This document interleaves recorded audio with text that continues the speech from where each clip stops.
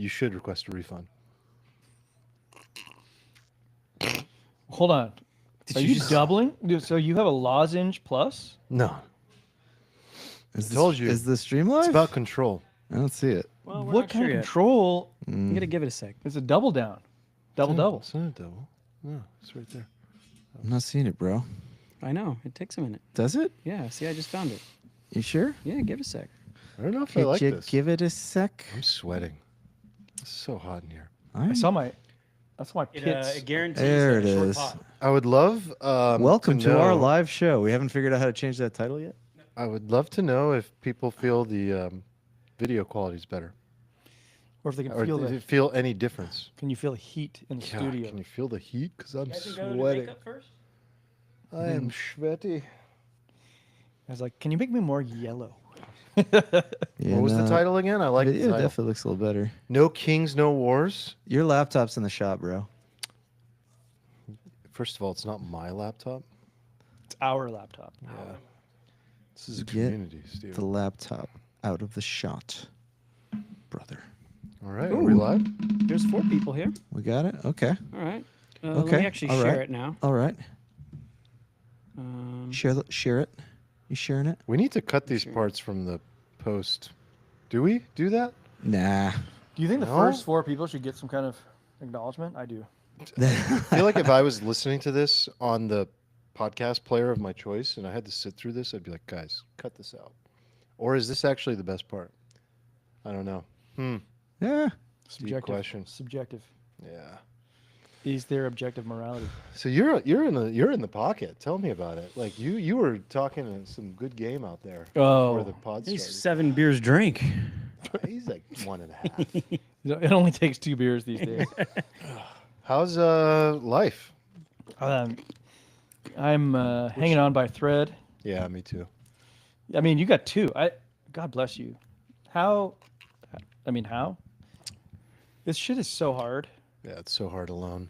We just had the reinforcements arrive. Oh, the cavalry. The cavalry. We were hanging on by a thread, man. Yeah. Yeah, Does the cavalry do? Erica just went back to work. Oh, so shit. Is it possible for you and your wife to even like each other when you're managing that much chaos? Like, I imagine it'd be like, No. you know, I Help, owe her no, like you I help. should tell her that. I should be like, babe, we did so good. yeah, you guys should celebrate. Like, we should celebrate. You take how little well we did. moments to appreciate each other, but it's not. At least in my case, it's not like it's not like you're hanging out as much as you used to or you once did. It's just like little moments of appreciation. Yeah, Little slap on the butt. Thank changes. Changes. Sounds fun. What about you, big guy? Big guy. you. Big guy. I don't know why I just felt right. I almost took that further. How you doing there, sport? I almost said big boy. Big boy. How you doing there? How am I doing? A couple more of these and I'll be great. Good, good. Unfortunately, I can't have a couple How are the more because we're pickleball- out of whiskey. How are the pickleball courts looking these days? Oh, they're good. Okay. They're good. You You know. gonna go to the event I sent you? Peer pressure. I sent Steven a charity event. That's It's pickleball. Erica's like nonprofit is hosting like this thing at Barnes, like big pickleball event. Apparently, a lot of players. You're gonna have to compete to get first. I you going? would bet a lot of money can't that play the level there is not very high. I don't know.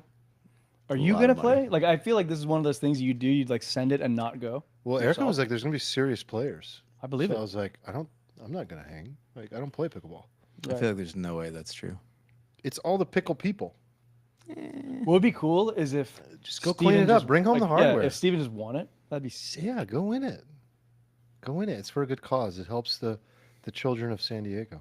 Do you guys remember when Steven won the Permissionless? Yeah, tournament? that was pretty awesome. Damn.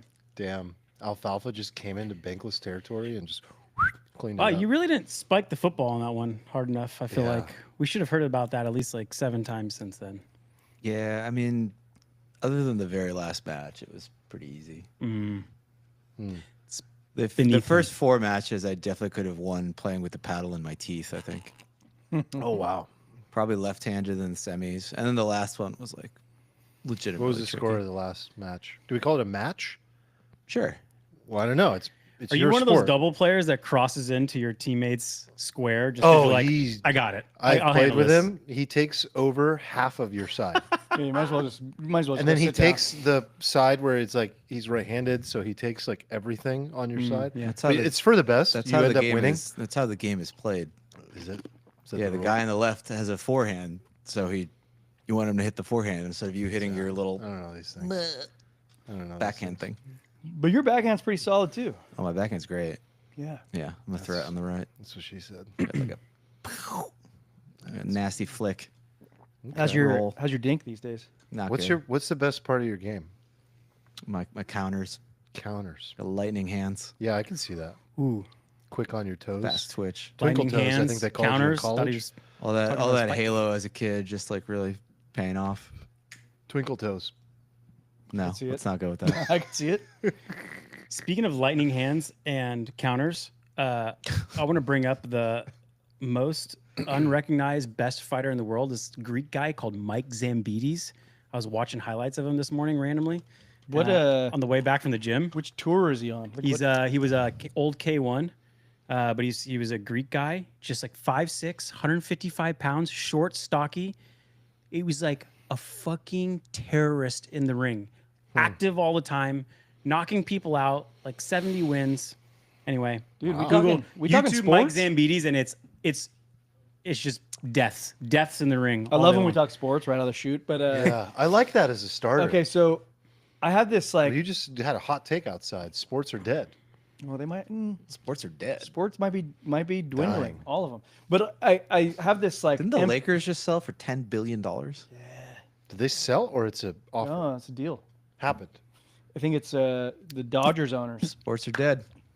Only 10 bill. Wow. That's So- the largest sale of all time, I assume, right? So I went to high school with the Lakers owner, The the buses. son, Joey Buss. Joey Buss. Joey Buss. Yeah, we played on the basketball team together. Is he in the will or? I went to high school with some crackheads. Actually, no. There were a few good people. You and me There were a both, few you good and me people. both, buddy. There were a few good people. And some, I assume, are good people. I missed my 20-year reunion. It was on I the did too, and I was weekend kinda that I bummed was about it, moving. actually, And I just forgot. And it I got existed. texts from friends in high school that I haven't spoken to in a decade, and they were like, "Armand, are you coming?" And I was like, "I'm moving this I got weekend." no heads up from anybody. Yeah. I don't think anybody goes to that. No. Nobody I think that the reason they reached out is because it was going to be a small crowd as well. They were like, "Let's get some people to come to this." But I wish I had gone. I heard there were a honestly. lot of people at mine, probably Yeah. because nobody leaves my Mm. hometown. But Swamp. Not a lot of people leave Sacramento either. It's like a small town in a way. It has that vibe. Mm. Yeah. Nick and I got out. Got I'm out. wondering what this bulge in my pocket was, and then I. Okay, What could it be? Vitalik. What could it be? Okay, It's Vitalik. It's a long. It's my left testicle. I would have never guessed. Would have never like guessed. right. Were you? Was that supposed to go in a alcohol Literally beverage? bring a lime. I remember when I asked really Steven swollen. in the chat, like, "Hey, we're making old fashions. Can you bring an orange?" And he brought 3 fresh oranges from his tree. He's got a tree. Yeah. He's got an orchard. I have an orange tree. I got to get you guys some of my avocados. You have an avocado tree? They are amazing avocados. I will We gladly weren't accept. sure. They're huge and they're amazing. Like you need to eat them like this week though. Like Okay. they're ready. I'll do bring that. some. I'll bring some. Hell Bring yeah. them. Easy with the test. Old fashioned. Old fashioned. Old fashioned. What are you drinking over there? It looks sparkly. Tequila. Are you really? Had a boy. I ran out of beers. so that was your next best We've option. really been slacking on the booze lately.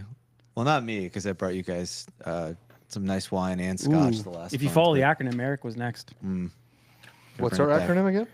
Sean. Sean. I don't know why we. That's the only thing we could Well, put together yeah, with those You four were letters. like, how do you CAN. remember? And I was like, Sean. Let's get back to it.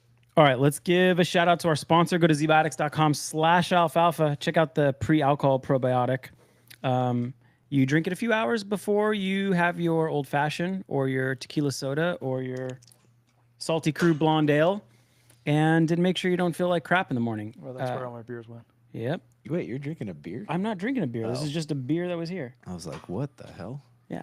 Did you take your ZBiotics? Yes, I saw empties just I did. all over Fortunately. this place. They belong in the trash can, by the way. No, I'm kidding. But yeah, the pre-alcohol probiotic takes care of that nasty toxin Acetaldehyde. that wreaks havoc on your body the next day. It's not the dehydration. You can take all of your powders, and it might help you out, but it's the ZBiotics pre-alcohol that should be really a solves it. 10 billion. It will be a $10 billion company. Decacorn. Decacorn. You see all these like fakers out there trying to like. So many. I so saw many. one I'm that was getting 'em on on my Instagram I got feed now. yeah Instagram feed. There's this one guy who's like being a mad scientist, and he's like, it's not dehydration, it's acetaldehyde, and he's like trying to explain it, but I'm like, no, you're no Zach, you're no ZBiotics. Fraud. So yeah, guys, Get use outta the here. code Alfalfa at checkout, get 15% off, and it doesn't work for you, they'll give you your money back. So all good, and thank you, ZBiotics, for supporting the pod. You're not an engineer. You didn't genetically engineer this. I was almost an engineer. Another life. Yeah. If you were to replay your life and you couldn't be who you are today, what would you be? Mm. One choice. Probably a jockey. Like a racehorse jockey? You Or are not or a disc jockey. You are not the build. What for kind of jockey? What kind of jockey? Sorry, sir. The body you have chosen is too fat. Am I fat? No, you're too tall. the jockeys You're are 112 you're too pounds. big. They're like 5'3". Really? Yeah. What do you mean, really? You know this. You know this, right? They're like tiny dudes. Like, the smaller the dude, the faster the. I mean, it makes Horse. sense. Yeah. Fascinating. Okay. Give me a real answer. Smaller the dude, the faster the horse. I would be a vagabond traipsing the world, but destitute, I'm with you, dude. Just like working at random coffee Yeah. shops. You know, fixing things for people. like a brosafarian. Yeah. Yeah.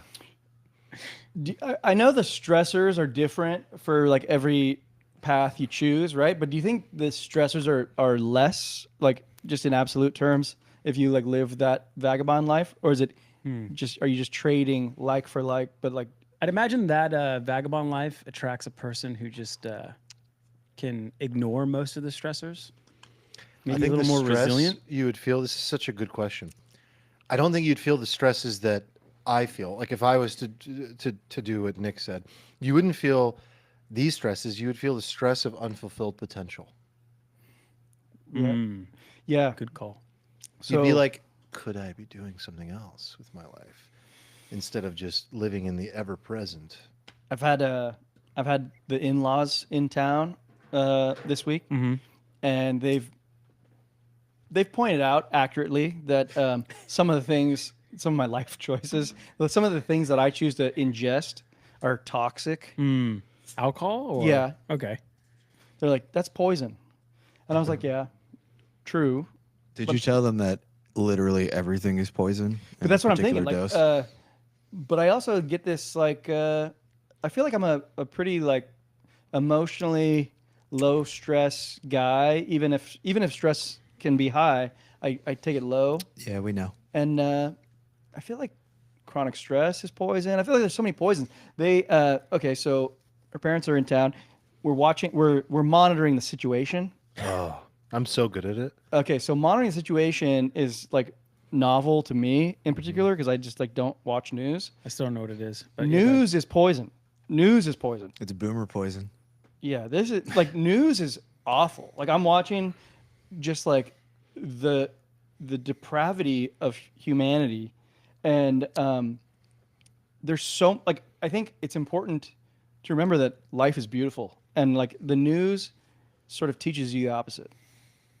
Yeah, I mean, you could argue that the news got us into like many wars that we didn't, deserve to be in. And yeah, I'm News gonna is dead. save my rant. News for is later, dead. But News yeah. is all-time low. I think we're past that. Like news is now the individual journalists, the podcasters. That's the future. The 17,000 Russian bot farm. But like even like doom scrolling X for those is still poison. Like Yep, it's still just kind news. of poison. Well, you guys have seen like over the last forever of all humanity, like every generation just gets healthier and healthier and healthier, right? So like now we have the new generation is like no alcohol or low alcohol. Yep. So do you think in like 100 years it'll just be like a no toxin as much as possible like kind of culture? Because everyone seems to be optimizing over time for longevity and health span. Couple billion Wait, Brian you Johnsons. think the Zoomers aren't drinking because they're optimizing for health span? That's one of the top variables and I reasons. feel like for it's sure. bullshit. What are they feel- not? no, Why no. do you reckon It's a they're not drinking? multivariate. I just looked into this, so Well, why do you, Stephen? Why do you reckon they're not drinking? I think it's largely due to the fact that they just hang out on the internet and can't socialize with humans in real life. can't or don't want to. Can't, so they don't want to because they're bad at it, and it's a painful experience. Like, have you seen these like things where people talk about like the trauma of like calling up customer support on the phone, and they're just like, I just didn't know what to say to them, right? Well, it is pretty fucking awful. It's terrible. No, dude, I don't think that's the reason at all. I'm certain. it's definitely The a cool huge chunk of kids the are not reason. drinking. The cool kids, the ones that go out, The ones that socially go to the adjusted. festivals, the ones that like Oh, they're hang just out. doing fucking They DMT do- instead. Yeah, they're just not drinking because they view it as they view cannabis in particular. So one of the reasons is availability and legalization of cannabis is one of the predominant reasons alcohol sales have decreased since the COVID boom. Damn, for it was sure. like it was like a zero-sum game almost. Like, I didn't see that coming. Yeah, that's a good point. But it's That was supposed it's to be a health. gateway drug, and it compounds. It's definitely health. That's what and Dare it's told me. definitely cannabis for sure. Those are two main factors. Wow. Health and cannabis. They're not doing yeah. cannabis. They're doing like ketamine and mushrooms. I was gonna say, Yeah, call it what Ketamine you want, and- but Yeah, I don't think Mushies. we should get bogged down in the substance of choice. But Alternatives. I think like Armand- alternatives that don't give you a hangover, like Yeah. within the pocket of why I don't want to drink and the health factor, another sub factor is they don't like waking up with a hangover at all. They don't want to feel like shit. And I'm like, well, you should just take ZBiotics and still have your few beverages. But I maintain that the main reason all of us drank growing up, continuing to grow up, was like so that we could have social lubricant so that we could get laid. This That was the uh, main driving factor. By the way, this was my take on our alcohol episode in early days of Alfalfa, and Yeah. I got kind of pushback from that. little pushback. I got pushback. And it's no coincidence that I like it with I like wine with my steak. I mean, wine is good with steak. I do. I'm just saying, there's not a coincidence that the amount of like Zoomer men who've gotten laid in the last year is like this, and the amount of Zoomers who drink is like this. Like I'm saying, it's like a 1-to-1 direct That is one of them. causal relationship. It's probably like 5 to 10 variables for sure. It's not any one thing. I do like Felix Dennis. I just finished it finally, the How to Get Rich book, and Okay. like he's the kind of guy like he just wants to spend $1 million a year on wine. He's a drinker, yeah. He wanted his French wines, and he wanted to, and he's Seems the like kind a of guy that would just, fornicator as well. yeah, for sure. Guy's a real fornicator. And would just sit and enjoy a Chablis that's like $6,000 Maxim magazine. on his own. Feeling the pages. I loved it. It was an amazing book. Great book. I'm so glad I read it. Nothing makes you sound richer than saying Chablis. Is he the one who said 40 million's a nightmare? Or no, that was the guy with billions. Yeah, The main character in God, billions. Succession. there's two versions. Billions. There's two of them No, now? Succession, 5 million's a nightmare. Succession is 5 million. He's like, my grandpa's gonna give me $5 million, so I'm set. He goes, 5 million is a nightmare. Greg. Oh, It was okay. great, No, great. you're right. We've had this conversation Yeah, like 50 several times. I times. remember. But in billions, 40 billion's a nightmare. 40 million. 40 million. 40 billion would be okay. Yeah, you got it. 40 million is not a nightmare. It was a good clip, but I don't know. He kind 5? of broke it down. yeah, that's true. All right. Anyway. All right. You guys want to get into it a little bit?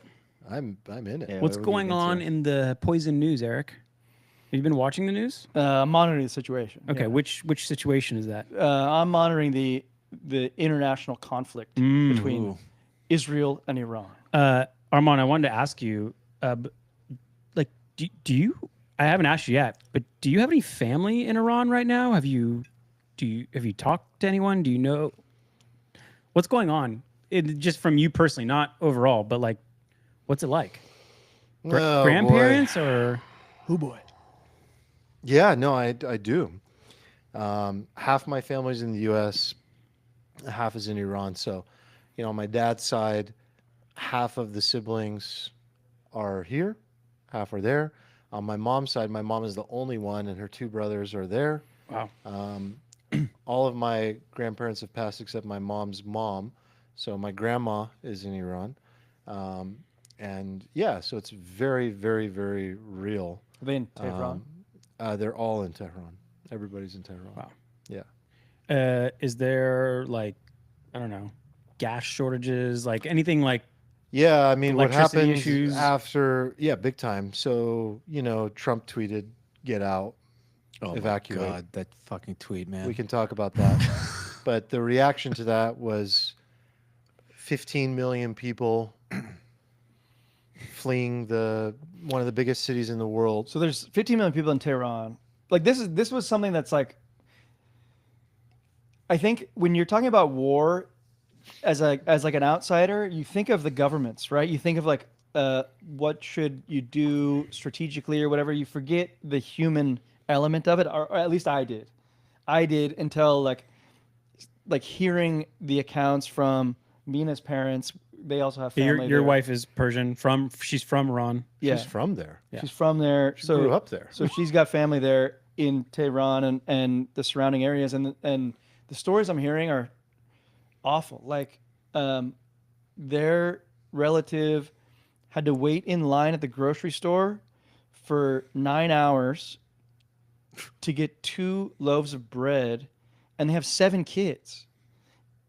And that family has to subsist on that.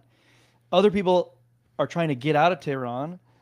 They can't because the petrol shortage. So you wait in line for 20 hours. You get 10 liters of gas or petrol, and then that's not even enough to take you. So people are like exiting Tehran, but then running out of gas on the roads with nowhere to go, no one to help. The banks are down, so there's no access to your I money. didn't know Internet that. just went down completely. Cyber attacks, I assume. Cyber attacks, no, the government took it down Oh, shit. completely. It's completely down. So I think like basically what I'm trying to And say then is Starlink came. I mean, we're talking about updates as of today, June 18th. They took it down because they're So trying there's to prevent like multiple uprising things happening at the same coordination. time. Israel cyber attacks, but also they took it down to prevent coordination probably between the people. And so people were reliant on Starlink, and then Starlink is now inaccessible today. So it's like blackout right now. So you know what I heard, like on a positive note, is that like some of Mina's family's in the north of Iran in Shomal, and as people are fleeing, there's obviously hotel shortages, and there's like nowhere to go. Like a lot of people have nowhere to go. So there's 15 million people in Tehran. Like 2 million people have like a place to go. They can flee. Yeah. But like They there's have a people second home in the somewhere. Caspian Sea or in Sure. the mountains or But something. then like everyone else is just Where do we go? scrambling for their lives. And what I heard today from Mina's dad is that like people in the north are like opening their doors to everyone, just being like, "Hey, you can coming. stay here. We have some food. Have some of our food."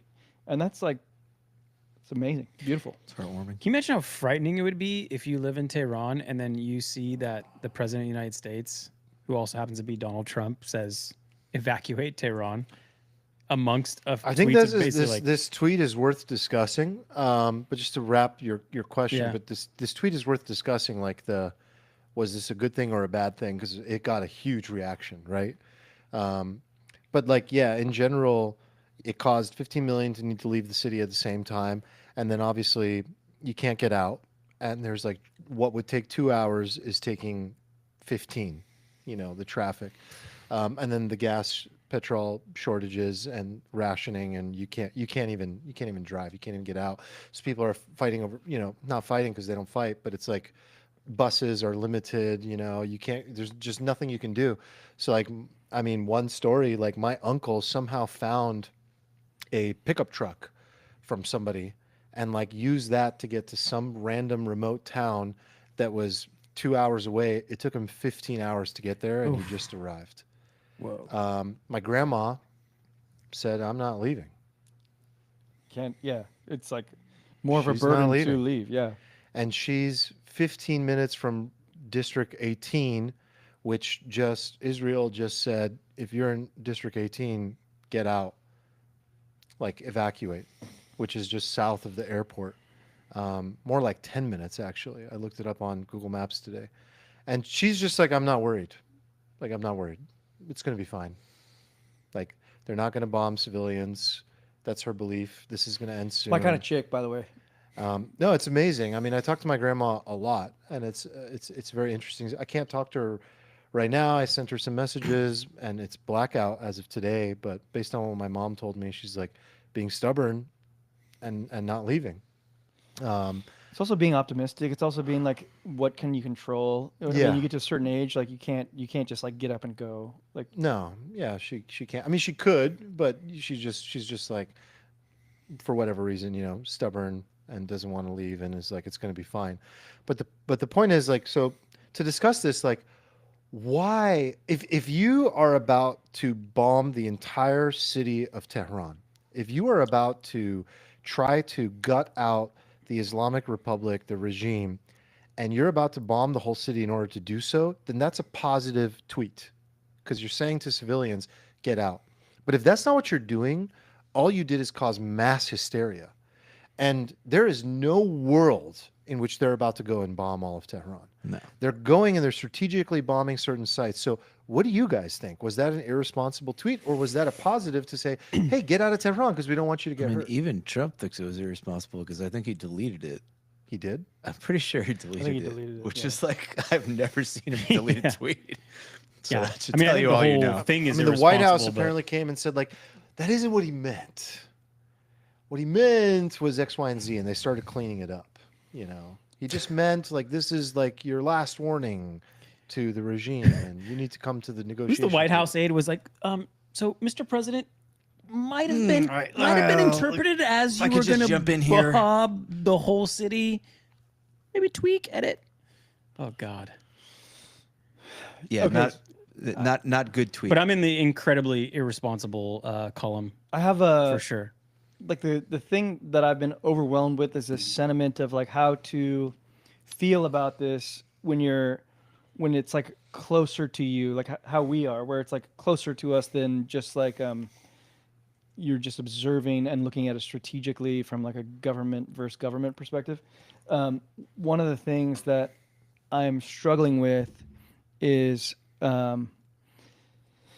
like balancing the empathy and compassion for the people who are there experiencing the bombings and everything against the American interest that I feel that it's like I probably also want to prevent the Islamic regime from having a nuke. I do. I mean, But, like, come on, let's dig into this. Like, Yeah, you guys have seen I'm glad you you brought guys that. have Let's- seen, like, since 1996, Netanyahu has been saying that they're months away from having a nuclear weapon. Exactly. Okay, but like I take some umbrage with that. Because, Obviously, it's getting closer.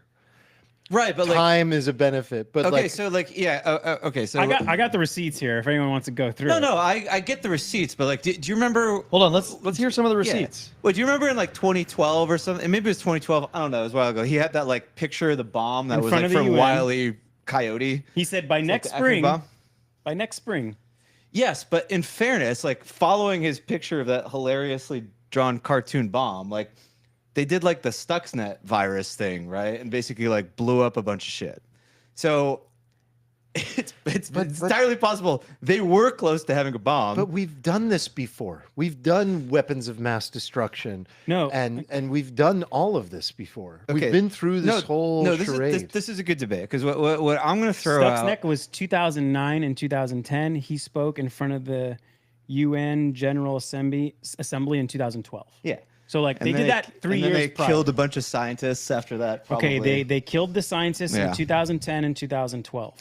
Okay. So again, this was still. So I'm gonna- they were doing this. I'm gonna throw something out there, and then you guys can throw tomatoes at me or debate it or whatever. In the world of like trading, right? It's very tempting to see like a pattern and pattern match. Be like, oh, this thing happened last time, so that means this, and this thing's gonna happen the next time. And what you really have to do is to try to like drill down into like the super first principles of why that happened. And if you can get to the first principles, you can sometimes make useful predictions. But if you just see a pattern and then you think the pattern is the same, then you're often going to fail.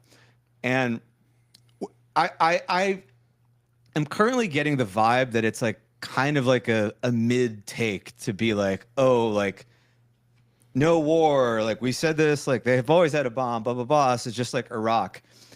That feels like pattern matching to me. And I think you could make like a pretty good case that this is like substantially different than the Iraq situation, like substantially so. And that if you're just sort of making your decision based on, oh, they lied to us last time, or oh, like war is bad, or oh, no, like I think you may like draw like a very bad conclusion, right? And maybe we should just start from the point of like, is it bad if like Iran has a nuke, right? Because if you don't think that's bad at all, then like this whole debate's kind of pointless because you don't think it's bad if they have a nuke, right? It's bad. It's very not bad, necessarily guaranteed that they would use it, but it's bad. I think it's It's not even bad that they would use the nuke. It's bad that it would just enable them to just sort of like power project with impunity. It's bad because they don't go I don't think away. they would use it. And They the don't go regime away. never would go away. Right. They're not going to use it. The reason they want it is because they're surrounded by it. If you have it, you're like North Korea. Yeah. North Korea is like, we have a nuke. What the fuck are you going to do? Nothing. Because we know how that goes. End of destruction for everybody. So everybody wants a nuke because once one person has a nuke, everybody needs a nuke. We all know how that works. We don't need to go down to elementary level here of game theory. So everybody's going to want a nuke. Either no one has one or everyone's going to want one. So they want one for their own self-defense of their power. Like that's clear. They're not going to go and be like, oh, we got a nuke. Day 1, day 2, bomb Israel and take them out. That's just not what's going to happen because they understand how it actually works. It's mutual self-destruction. So that aside, I don't think they should have a nuke. I don't think they should have a nuke at all. How close are they to a nuke? Well, nobody knows. No, I mean, our Tulsi Gabbard, she's Said director they're of not. national intelligence 3 months ago and testified in front of Congress. And that was her job. They don't have a nuke. And it's not Tulsi saying that as a human being. It's our intelligence agencies, all of our research over the last 20 years reaching a conclusion, and then her just saying, this is the conclusion that we've reached. I mean- and then that gets brought up to Trump, and he just goes, she doesn't know what she's talking about. I don't care what she said. I don't I think care they what she have one. said. So the real question here, back to your pattern recognition thing, is like, okay, that's true. But like the pattern is the same because there's an ulterior motive. There's an ulterior motive again. The motive is not stop Iran from having a nuke. There are compromised people, obviously, at play here. Trump is not delivering on his promises of anti-war. Trump made fun of Barack Obama for wanting to go to war with Iran and said it's guaranteed that it'll happen. Trump said that if Kamala wins, she'll go to war with Iran. And now we have half of the MAGA party split because everyone voted for all these things and none of those things are happening. And instead, we're going to war with Iran. So there's this interesting situation that I'm personally in, which is where I want to see regime change. Obviously, a lot of people don't want to see regime change that is brought about externally because we've seen the blowback of how that plays out. It almost always plays out terribly, where one regime gets changed for another. I mean, Khomeini was the result of this exact thing however many years ago. Correct. And so, what does that look like if we initiate any regime change? But let's not dance around this. This is 100% a regime change operation. There's nothing else happening. Why is it happening? Netanyahu wants it to happen. That's why it's happening. There's no other way. Like, I want to explore. Why do you think it's regime change? Like, it seems to me like regime change would be like a happy and probably inevitable consequence of this. But like, I feel like the main thing is like if I feel like if the Israelis were like, the Iranians have no nuke and there's no chance they'll ever have a nuke, and they had to like take that, they would probably be like okay with that. Well, I think they are going for regime change. I think it's a little naive to think that regime change would just unequivocally be good. I think that's another discussion, and I would agree with that. And I want to actually talk to Armand about that because he probably has more insight into that. If you're bombing Tehran, there's no nuclear sites in Tehran. Yes, there's maybe scientists and military leaders, but if you're going after military leaders, can you just easily make the argument that you are actually going for regime change, if not putting pressure and leverage on the regime in order to get them to come to the table at the very least? It seems like that's the playbook. Coming from the guy who was testifying in Congress in 2002, being like, we need regime change in Iraq.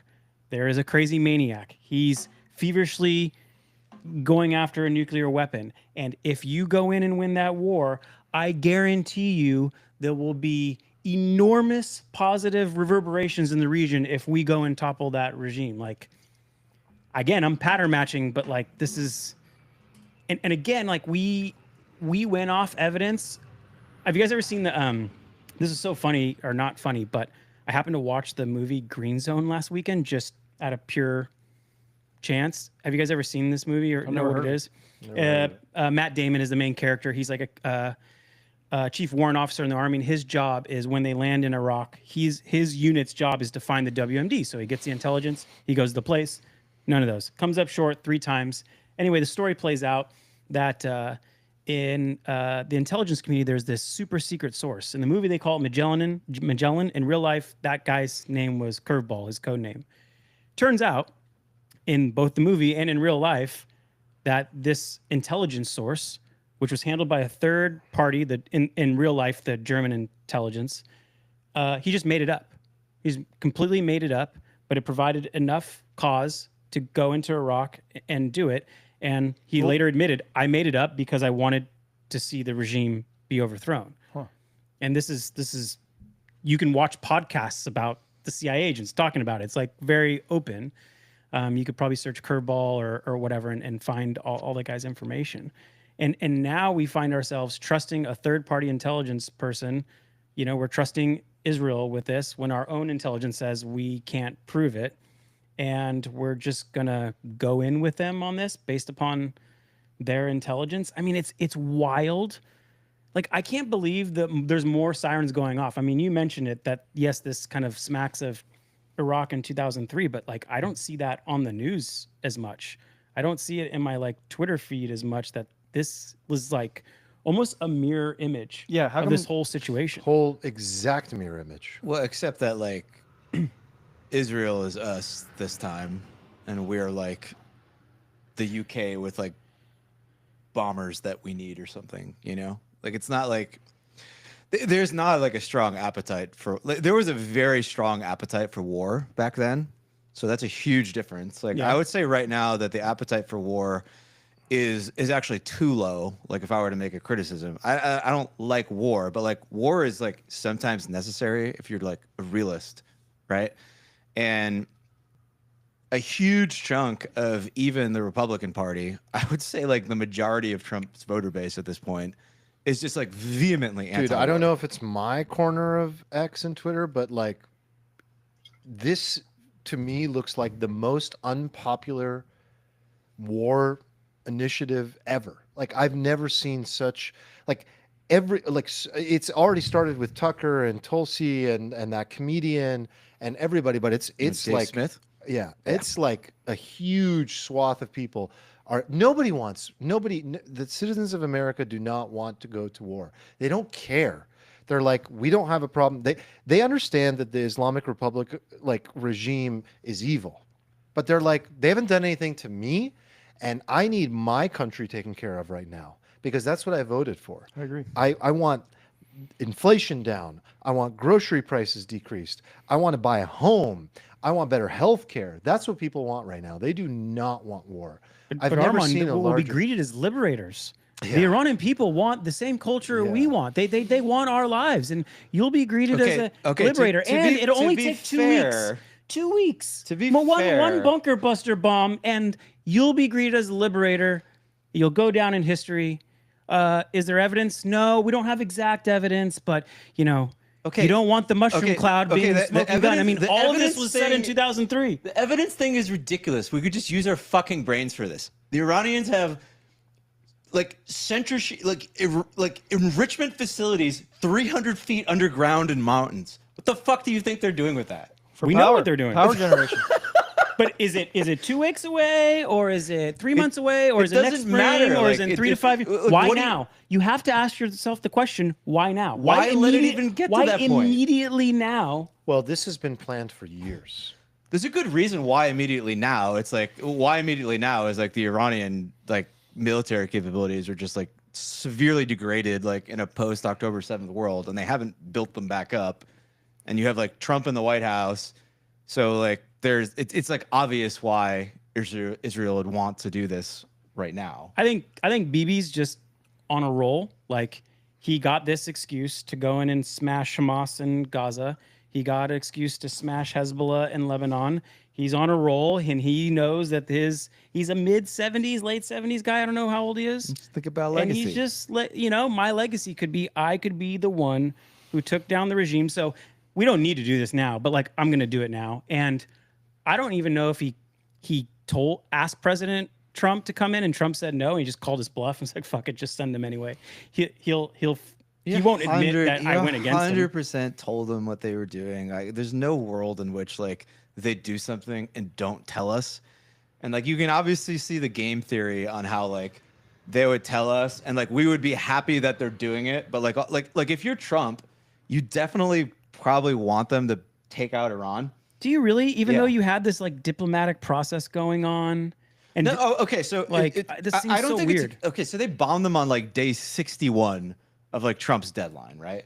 So there's obviously like some coordination there. I don't know. I think they were like, You think it was just random? This dumbass said 60 days, so let's bond them on day 61. No, dude, like, and then you'll have to go with it. And I he'll be think I think Trump legitimately just likes making deals. I think Trump legitimately does not like war. But like to Armand's point earlier about like, oh, you elected somebody about not doing war. One of the ugly realities of like living in a peaceful time is that like you have to be willing, and you have to show that you're willing to go to the mat and fuck somebody up in order to have peace. So it's this like delicate balance. Like you can't just be like, oh, like I'm the peacetime guy, so like ergo like I will never do anything that like, because everybody on earth will just run you the fuck over, right? That's not a viable strategy. So there's this delicate balance to dance, which I actually think Trump does pretty well. Like a lot of this reminds me of the North Korea stuff. You remember North Korea? That was way worse than this, like the last term. People You're were right. He's like, oh my big God, red button. they're literally going to nuke us. He's going to nuke North Korea. It's all fucking over. Like at least this is like Israeli like proxy stuff. Like we're like removed from it. But it was like a similar thing. Like you have to believe that you have to make them believe that you're fucking crazy and that you will just like rain fire in hell. And like he has done that to some degree. Like he just like nuked freaking was it Soleimani or whatever. That's why did do it's gonna that. sound ironic, but that's why the Iranian people like Trump. The people, they're like, he's the only one that's going to actually do something. Okay, so this is actually the direction I wanted to take it, and I struggle with this too. It's like understanding the psyche of the Iranian populace amidst these attacks, because on the one hand, someone's bombing you and your family's dying. Like people you know are getting killed. But on the other hand, it's like they're not actually attacking you, they're attacking the regime that you dislike. So like they're actually your friend, but they're killing you. I mean, what does your guys' family say? Like your dad, your wife's parents are probably the best source for this versus anything you could ever read on Twitter or Say about what? CNN. So Just about like, I could start. do we want They look at Israel as the enemy. And Okay. I'm like thinking about it. I'm like, how are you rationalizing Israel as your enemy when they're trying to get the outcome that you desire? It's because they're fucking bombing. At one time, they agree that they think the regime is evil and they want them gone, but they don't like the enemy of their enemy. And I guess like what makes it's hard when people are dying, right? You can't like talk rationally about something emotional like this. But like, I guess when I think about it, I'm like, man, the messaging, if you guys are all correct and there's like a game theory behind this from like the Western perspective, like wouldn't this messaging be a lot easier if you were just to be upfront, be like, instead of focusing on the nukes, you say like, I want to get this regime out and help liberate you guys that are all oppressed. Like, Well, that's kind of like bullshit though. Yeah, that's the one that like I was like, well, this sounds like 2003. Like, you need to liberate the Iraqi people. It's like, how does the So that's even worse. stenographer at That's the even Wall Street worse? Journal, the New York Times, who just takes what the president press office says and just writes it down? Why should I believe that person about what the Iraqi or Iranian people want? So then we make further entrench ourselves as the enemy of the Iranian people. That's the outcome, because even though we get the outcome they desire, Wait, who's we? the US West, or the U.S. and Israel. But like right now, we're in an interesting position where we can kind of like good cop, bad cop it a little bit, because Seems like we've taken full ownership over this thing, though. we Wait, haven't can I like clarify a couple things? Yeah. Are you saying? I think I'm either misunderstanding or your worldview through your family is very different than mine. Are you saying that they're viewing Israel and the U.S. as the enemy? Yes. Oh, interesting. Yeah. So there are two factions So in Iran. So There also are the people not that- the U.S. Israel. There are people that will lean a little bit more religious, and there are people that want the Islamic Republic out, and it's like I mean, you could put every fucking curse word behind it, and this is like the scum of humanity to them, okay? And they view Israel and the U.S. as complete liberators. Oh, okay, they do. For Yes. some context, like Iran's big, right? It was like 90 million people, Yeah. or roughly. So like, A third of the U.S. Or a yeah, little like less. you could. I'm sure if you just were like, yeah, the people, you could find 30 million people who believe. Yeah, I mean, Both latest things, right? latest polls. It's very difficult to poll in Iran because you can't. But like, and then like, if you go back and people sometimes say like, well, according to the old presidential election, that's all a sham. No one shows up. People are forced to do certain things. Like, there's no way to really assess. So the only way to assess is like people, like sentiment, and everything that I know states that like 80% minimum are 100% vehemently against the regime. Yes, Like, agreed. okay. That's like the same figure that I was Okay. told as well. Well, Yeah. how many percent? 80 plus Oh, wow. 90%. So of like people. only 15 to 20. only the religious fundamentalists, Yeah.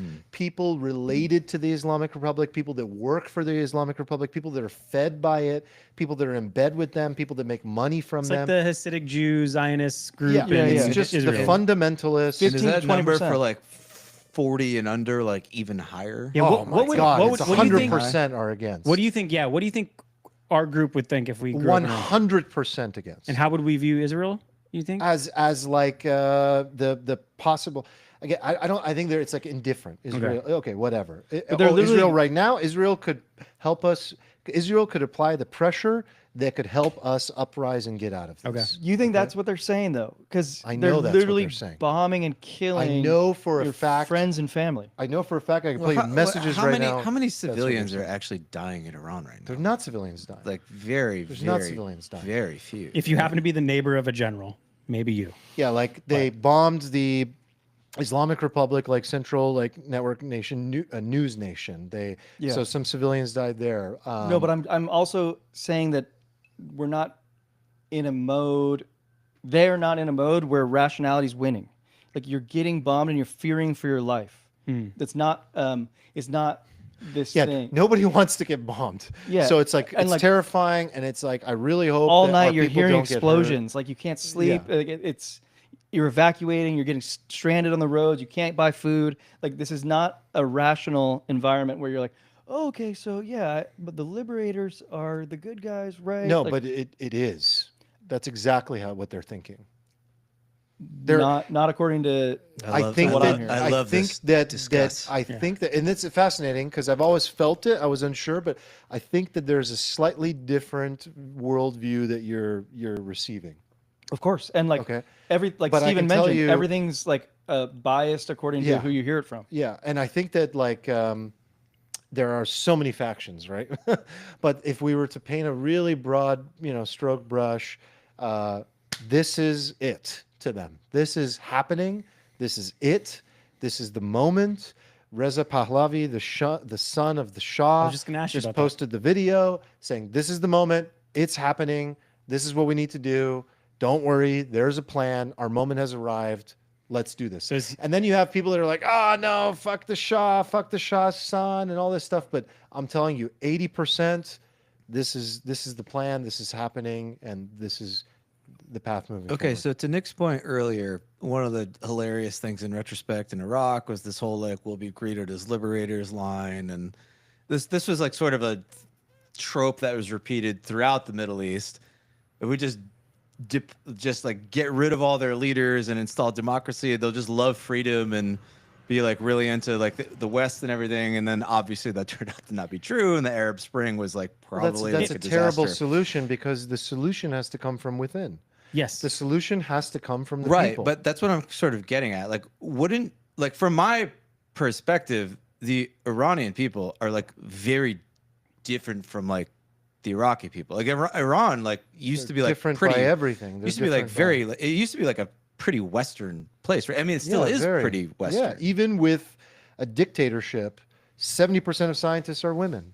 Yeah, And so- doctors. So, like, it's a very moderate, progressive, place. yeah. So would you say then that like if we were to like, or Israel or whoever we is to just knock over, not just like the mullahs, but also like the whole like it's mostly like a military dictatorship, right? Yeah, military combined with the mullahs. Yeah, and it's like all do you think it would just fall into chaos, or would like democracy like No. actually have a chance there? No, it would. That is the plan. They've been planning it for 45 years, ever since this who's mistake they? happened.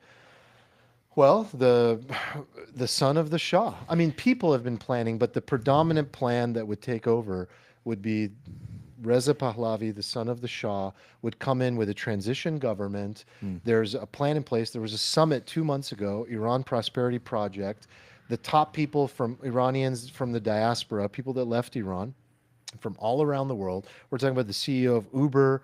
We're talking about what's his face, the investor of I'm blanking on his name, but all these all the high up people across energy, across tech, across politics would come in with a transition plan to then create a referendum for people to vote for the style of democracy that they want to take over. It would be a 6-month initiative to basically take over. It's all ready to go. That sounds good and ready to go, but like that's also what happened in Iraq. The U.S. selected like a former Iraqi leader who was exiled. They brought him the in. U.S. selected. Yeah, but isn't this? Isn't this kind of like no. blessed by? No. What's happening? No, it's not. This is not a blessed by the U.S. or Israel thing. Iran has been trying to overthrow the Islamic Republic for 45 years. Okay, what happened 2 years ago when I shed a tear, woman, life, freedom, right? Remember that, Yep. guys? This has been happening for a long time, that they've been trying to overthrow the Islamic Republic regime. Every time they try, they get killed. They don't have guns. So that's different, They right? can't take over. What this is doing is going to apply pressure. The government, this regime is so weak. This is what I want to get out. They are hanging by a thread right now. They are so weak. A few more sites being taken out, a few more hits in the mouth, and they're running, or they're going to try and negotiate a deal, or whatever's going to happen. At that moment, people are going to hit the streets. Uprising begins, revolution happens. We're there. We're within weeks of it. It's not going to be this whole operation where the U.S. or Israel needs to come in to make it It's happen. not going to be Afghanistan. It's not going to be not going to Afghanistan. be boots on the Okay, ground. It's so not for going to 10 be boots years. on the ground. It's going to be pressure on the Islamic Republic regime. People rise up, and then whatever system is best that needs to take over takes over. And all those people will agree. There No, won't be no, like so factions. this is what I and want to say after what mini Armand civil said. war and turn into Syria. After what Armand said, here's what so Pahlavi is spinning a good yarn, and he is an awesome candidate from like a Western perspective. He's like in line with U.S. and Israeli ideals, I guess, while still maintaining his Persian heritage. He's like an ideal candidate from our perspective. I wonder what happens with all the neighbors of Iran who have been in bed with the Islamic Republic for so long. Now you put in Pahlavi, like what does Lebanon do? What does Syria do? Like this is just going to begin now. Like, okay, Pahlavi gets in. We think it's like cool success. It's just going to get started. It's going to get worse. Not to mention Russia, China, Turkey. Like there will be external how does- forces. Look, it's how going does to it be a get worse? democratic system of some kind. Yeah. Pahlavi is not saying I am the new king god. and I I'm agree. taking over." Pahlavi's saying he's going to implement a democratic system where people vote on a leader. I'm saying there's going to be a war after that. Like or before. Syria is going to come in and fight against the democracy. Yeah, listen, man. When Is you have Syria gonna come in and when fight? you That have seems- when you have the scum of the earth take some level of chaos to create some progress over scum of the earth. Like we're talking about the worst people on the planet. I'm a Pahlavi fan. I'm I'm just not just talking saying, about Pahlavi pro or against. I'm talking about the Islamic Republic regime is the scum of the earth. Yes, Get and- them they need to get out. The people will rise up. All this is doing is going to apply enough pressure to make it possible to get them out. I That's agree. what's gonna I happen. think they're going to get out. I think Pahlavi's going to replace, and then I think the fucking war begins. So it was I don't think- interesting I how don't you know about a said war. they're hanging on by a thread because like if we kind of you pull yourself out of wow, this rhymes like we got ourselves into a war in 2003 or the people situation. If let's say you're taking the view of there's a Stratego game in front of you and you're the US president and you see this like, you know, century long, 50-year enemy weak, regardless of how you got there.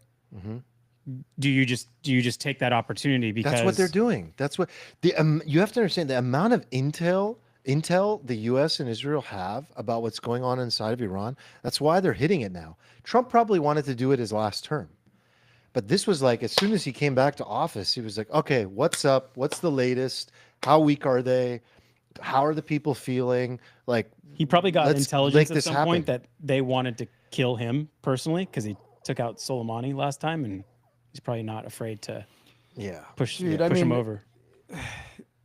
It doesn't just transition beautifully. Like the same thing we saw happen with Saddam Hussein, the same thing we happen where you chop off the head and then like a bunch of shit grows where you're not expecting it.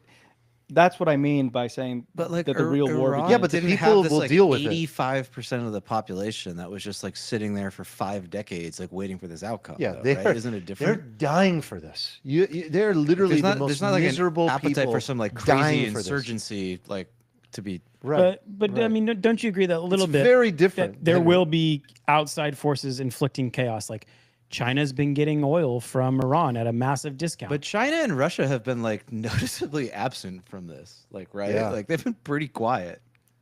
Thank God. That's true. Like maybe there's something going on behind the scenes. Like for all we know, Trump has already like orchestrated something. I don't think the guy likes war. Like I genuinely don't think he likes war. I think he likes like acting strong to avoid war, and the guy just fucking likes deals. The Just guy like well, he just wants to make wants deals. you to know that when he says there's a line, there's a line. He enforces lines. He enforces the which line. is good. It's I good think. because otherwise people will call your bluff, and the second time Obviously. you show up to the deal, yeah, they'll- red line in they'll Syria. fuck you. oh, I know, mean, like one of the first things he did in office was bomb Syria when they used chemical weapons, and we're like, oh shit, yeah, he is crazy. And then that set the tone for the next like 12 years. yeah, and it was just largely peaceful, right? Yeah. I mean, look, nobody knows how it plays out, but I can tell you that this regime is on its last leg. It is so weak. The front that they put off to the world about military and we have the backing of the people. I mean, bullshit. Did you bullshit. see the, did you it's see all the tweet bullshit. yesterday? It's all bullshit. I see it all. The world will It's remember all this bullshit. night for Nothing centuries. happened. Nothing happened. I sent it to my dad. I got worried. I was like, "What do you know?" Because I don't really know this stuff, and I'm like, hey, Dad, look at this, and he's like, What did go they even hard do? then. He means eat shit. They're fucking full of shit. It's like he's like, you over, don't understand. right? These It's people fucking over. always talk a big game. They have nothing. They have nothing. It's over for them. They're terrified. They're just like on their last leg. It's all going to end for them soon. And I was like, yeah, but what if, sometimes like the weaker party in a war, like resorts to like crazy, actions. Like what if they drop a really big bomb on it? What if something crazier happens? What if they go after like an aircraft? I don't know. And he's like, no, they're not going to do anything. Nothing's going to happen. They're terrified. It'll be over soon. Worst case is like straight of Hormuz shit at this point. Yeah, right? yeah. Like they like mine it, and that would be bad. Ooh, I didn't even think of that. Yeah, that's They their like plan. bomb it. You're saying? No, they just drop They- naval mines all Yeah, over yeah. it, shut it down. They shut it down. and then Oh. that would be That's always been their big card. So I mean, if they're hanging on by a thread, why? They might, and that's like a huge. Yeah, that might be one of the next it's, moves. it's a huge risk to markets, right? Because if that were to happen, like you'll see some like really big red candles, but it's just it's like a buy. It's a buy because it's just like the last gasp of a desperate dying. Sorry, going back to like Trump looking at the Stratego board, I could see a world where he does something to push it over. And let's say it is just a few bombs in just 2 weeks or whatever it is. And it actually goes that way. Do you guys remember when Jared Kushner was working on these Abraham Accords? It was like a big agreement between, I think, Israel and Saudi is kind of like getting them to have diplomatic relations and eventually like the economy's going. And the one disruptor for it all was Iran. And I think they flew like a bunch of drones into like Saudi's oil fields. And they just like were causing havoc to make sure this agreement doesn't go in so that Israel and Saudi don't team up against them. I could see him tipping this over and then going full peace mode, reaccelerating these like Abraham Accords and being like, hey, yeah, I did that little thing you didn't like, but like, here's another big gift of peace. Give me the, what's it called? He The wants the Nobel Peace Nobel Prize. Peace Prize. Yeah. They'll never give it to him. So but do you he think wants like it. the Islamic Republic, the head of the snake has been Iran funding Houthis, Hezbollah, etc. Yeah.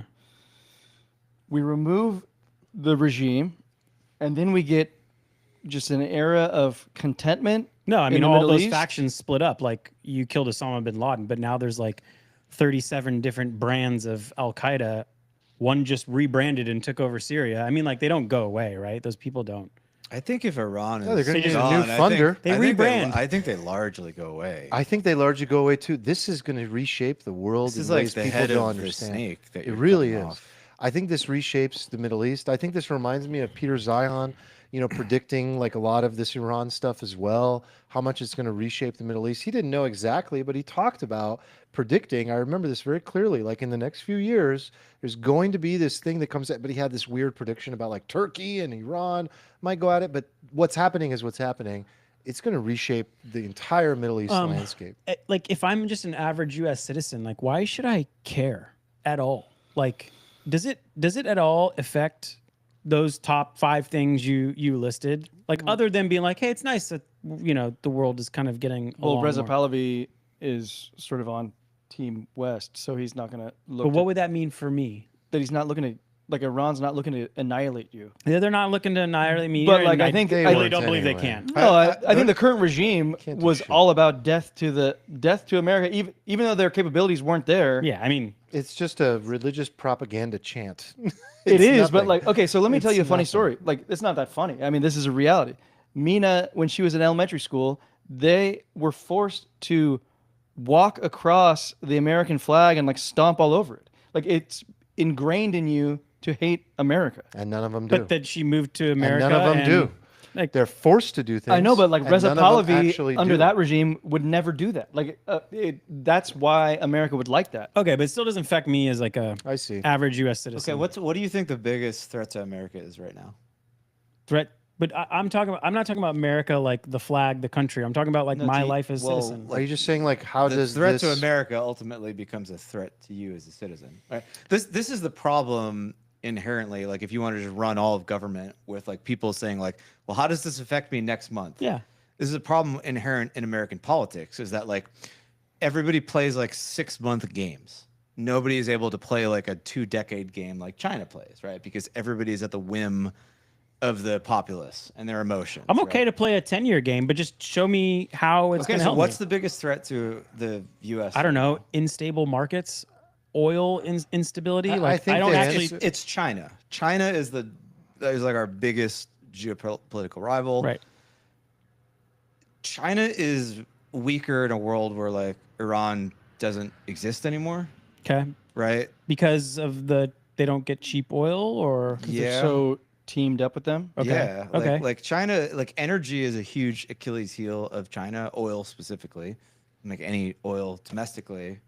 Iran is like a very powerful ally in that regard, and like by proxy, like access to the Strait of Hormuz, all this stuff. So I think you can pretty easily just draw like a direct corollary between like the fall of the current regime and like a slight weakening of like China, which is like also our greatest geopolitical adversary. Like, couldn't you make an argument that like China has access to Russian oil and Venezuelan oil and also energies they're actually exceeding like in all energy standards in terms of just pure output. So like I don't actually know the answer. Like is that if Iran went away and stopped trading with China, is that big of a a spear in their side? Definitely hurts them. I think it's just one less thing for the U.S. to worry about, so you can put more focus back on the people. Like you have one less enemy, one less existential risk. Like this is domino that potentially results in entire Middle East becoming peaceful, and then like obviously that like if you were to pitch that to someone like, oh, you don't have to worry about conflict in the Middle East anymore. Your dollars don't have to go there anymore. People will be like, oh, okay, that sounds good. Okay, so like my country has spent less on defense. Yeah, in that country, Which it won't.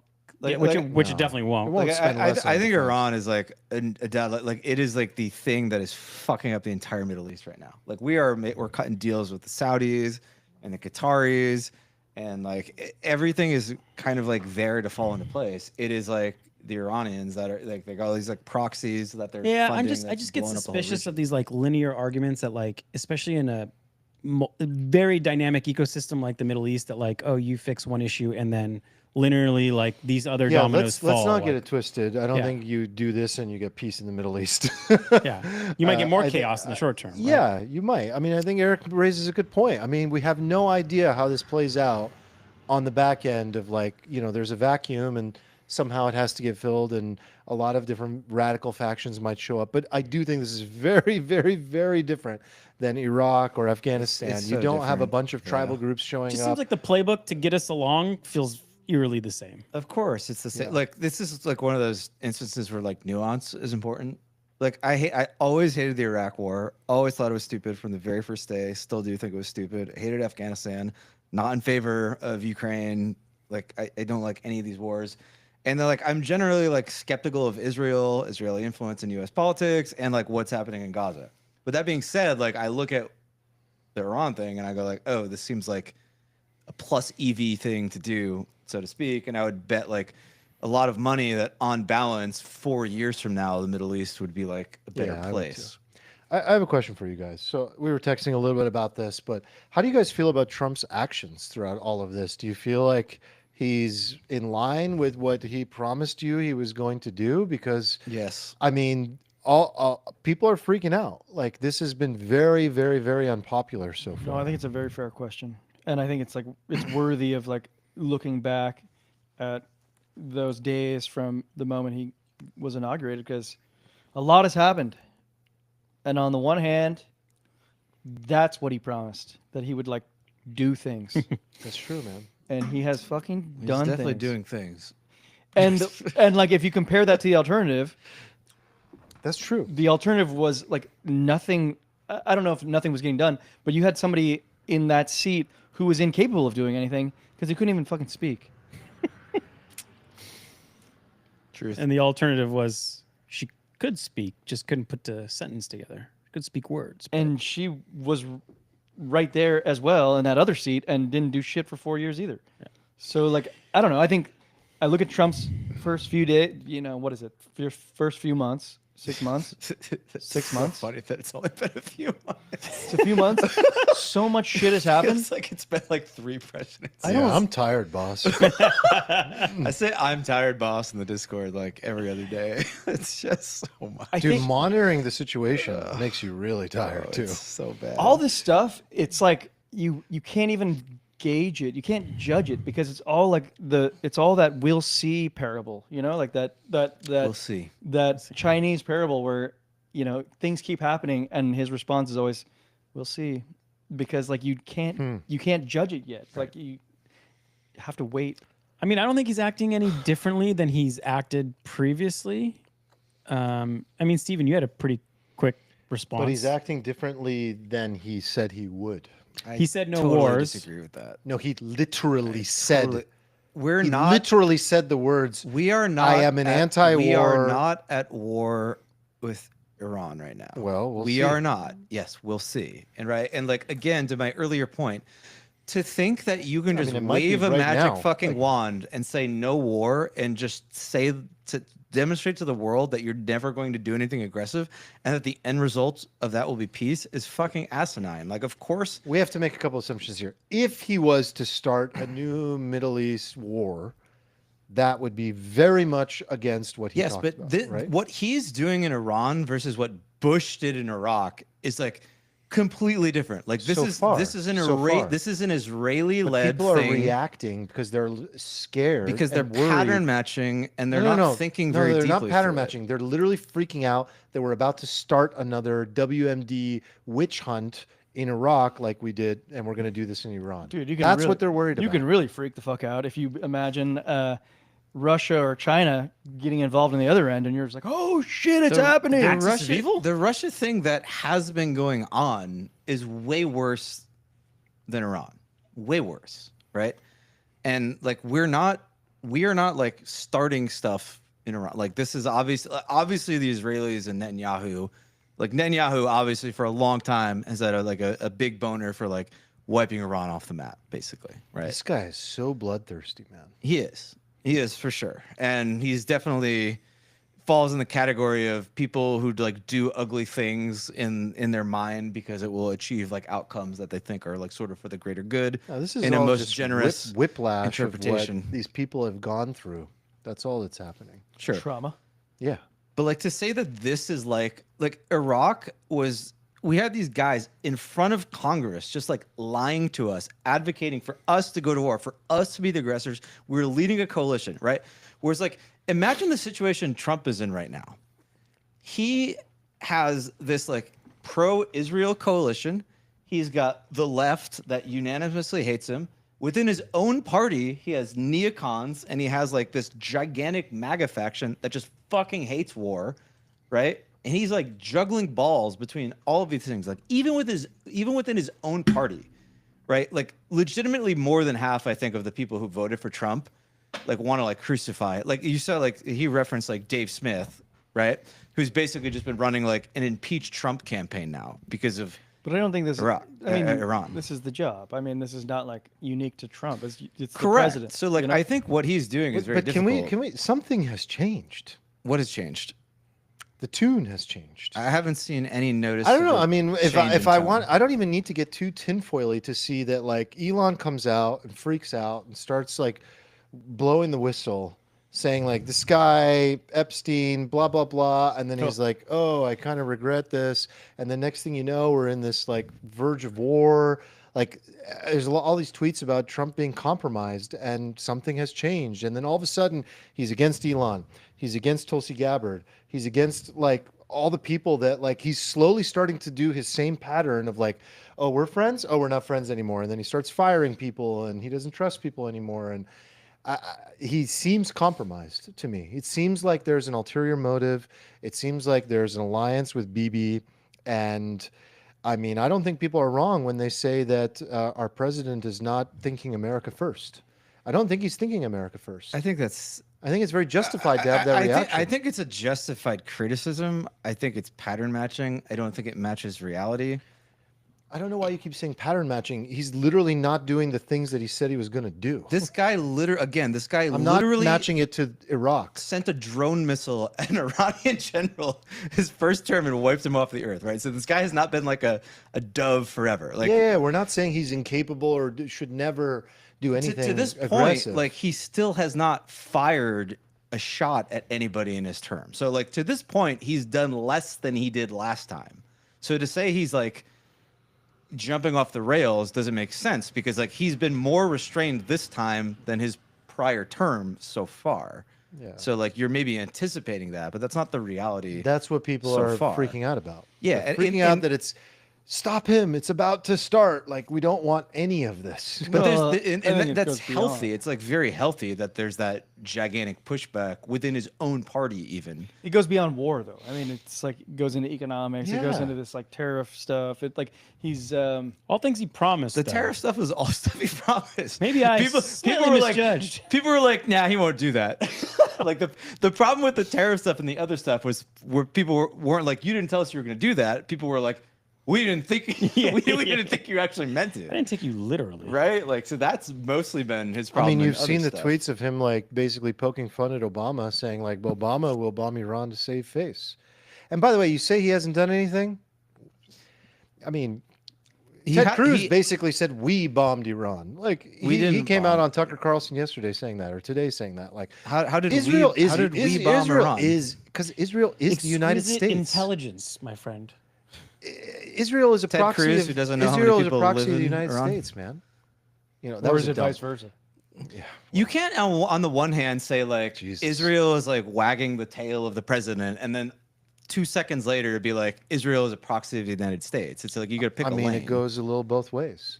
Yes, but that just sounds like normal diplomatic international relations. Like Yeah, you can't partner, you can't ally. say both of those things. Sure, you can. No, you can't. You can't like kind of put forth this like, oh, Trump is in the pocket of Israel, but then be like, Israel is a proxy of us. Like who is wagging the dog here? Well, both are bad. So let's Yeah. just say that we're a proxy of Israel. Either way, what it means is that mean, it is we bad if we thought are a proxy of we're Israel. very bad. Either way, it means that we thought we were voting for a president that would come in and focus on America and not get us into this shit. And if Israel wanted to do something, they would do it on their own. And now we're being pulled into it. That is what everyone's freaking out about. It's very simple. We don't want to be pulled into this. Yes, we haven't been yet. I understand the concern that we would. And then I would also argue that it might be good anyway if we do it. And even if we are sort of getting roped by the way, into that's where I'm doing conflicted. Israel's bidding, which I think is bad, you could also still conclude that it is like a net good. Like this is just like There's a lot- politics. a It's lot of really outs. fucking That's complicated. by the way, that's where I'm conflicted. Yeah. Right? I'm like, the Iranian people are pro-Trump for the most part because they're like, this is going to apply the pressure for us to rise up. Because the reason they weren't able to rise up before is because the moment they did, they'd get killed. So now, if the Islamic Republic is distracted with a war and can't handle everything, it's falling apart at the seams, people can rise up and take over. So it's a conflicting situation. Yes. Yes. I don't know, man. But like you're I will say the getting the ahead of your direction, skis, I think. No, but you have to. You have to because this is what I texted you. The writing is on the wall. The way I was freaking out that day, and the reason I was freaking out is because I could see how this unravels, right? And it's not good. The world becomes more isolationist. War in the Middle East like really breaks out. It doesn't have to. Everything always just becomes exaggerated to World War III, and nuclear holocaust. It doesn't have to be that. I don't see But- how war in the Middle East breaks out. All of our allies in the Middle East, even if they won't overtly say it, want Iran gone. Like the Saudis don't like fucking Iran. They'll like outwardly be like, oh no, it's such a shame Israel's doing this. We condemn it so much. But like they don't want the regime there. Like, where does the war come from? I'm honestly not seeing it. Like it these are words that I hate uttering, but it honestly does feel different this time. Yeah, dangerous words. Dangerous words for sure, and like they should not be uttered without considering the implications. But like, We'll see. I think it's a good bet, and I think it's a great bet for us. Like if Israel just does all of it, Dude, and I takes mean, all that's the flack. best. That's the highest EV is that the U.S. gets what it wants without actually doing anything. We get what we want. Israel gets what it wants. The Saudis, low key, get what they want. Like everybody, the Iranian people, like 80% of them, kind of get what they want. Oh, and Depending the on other how ones, it goes down. the other 20% are just like been brainwashed for 45 years. And They'll they'll figure Russia it and out. China don't get what they want, though. Yeah. But like they don't seem to be protesting too much. Well, they don't do their foreign policy over Twitter, so you may not notice. Well, one They don't like. one interesting conspiracy I saw thrown out over Twitter was that like Trump had already like negotiated like a Taiwan thing with China. Yeah, I could see that. I'd be like, hey, listen, just do the thing you do with Hong Kong and like slowly politically like coerce, subterfuge and Okay, 3 years from now, we're gonna give you that. We're So gonna, like move Taiwan everything is not back. even that strategically important if we can produce a silicon in United Correct. States. which is not going to happen in 3 years. But they're already in the process of building those fabrication plants in Phoenix and et cetera. Yeah, I mean the one they started it in his first term in office is not. Look, we can do things, right?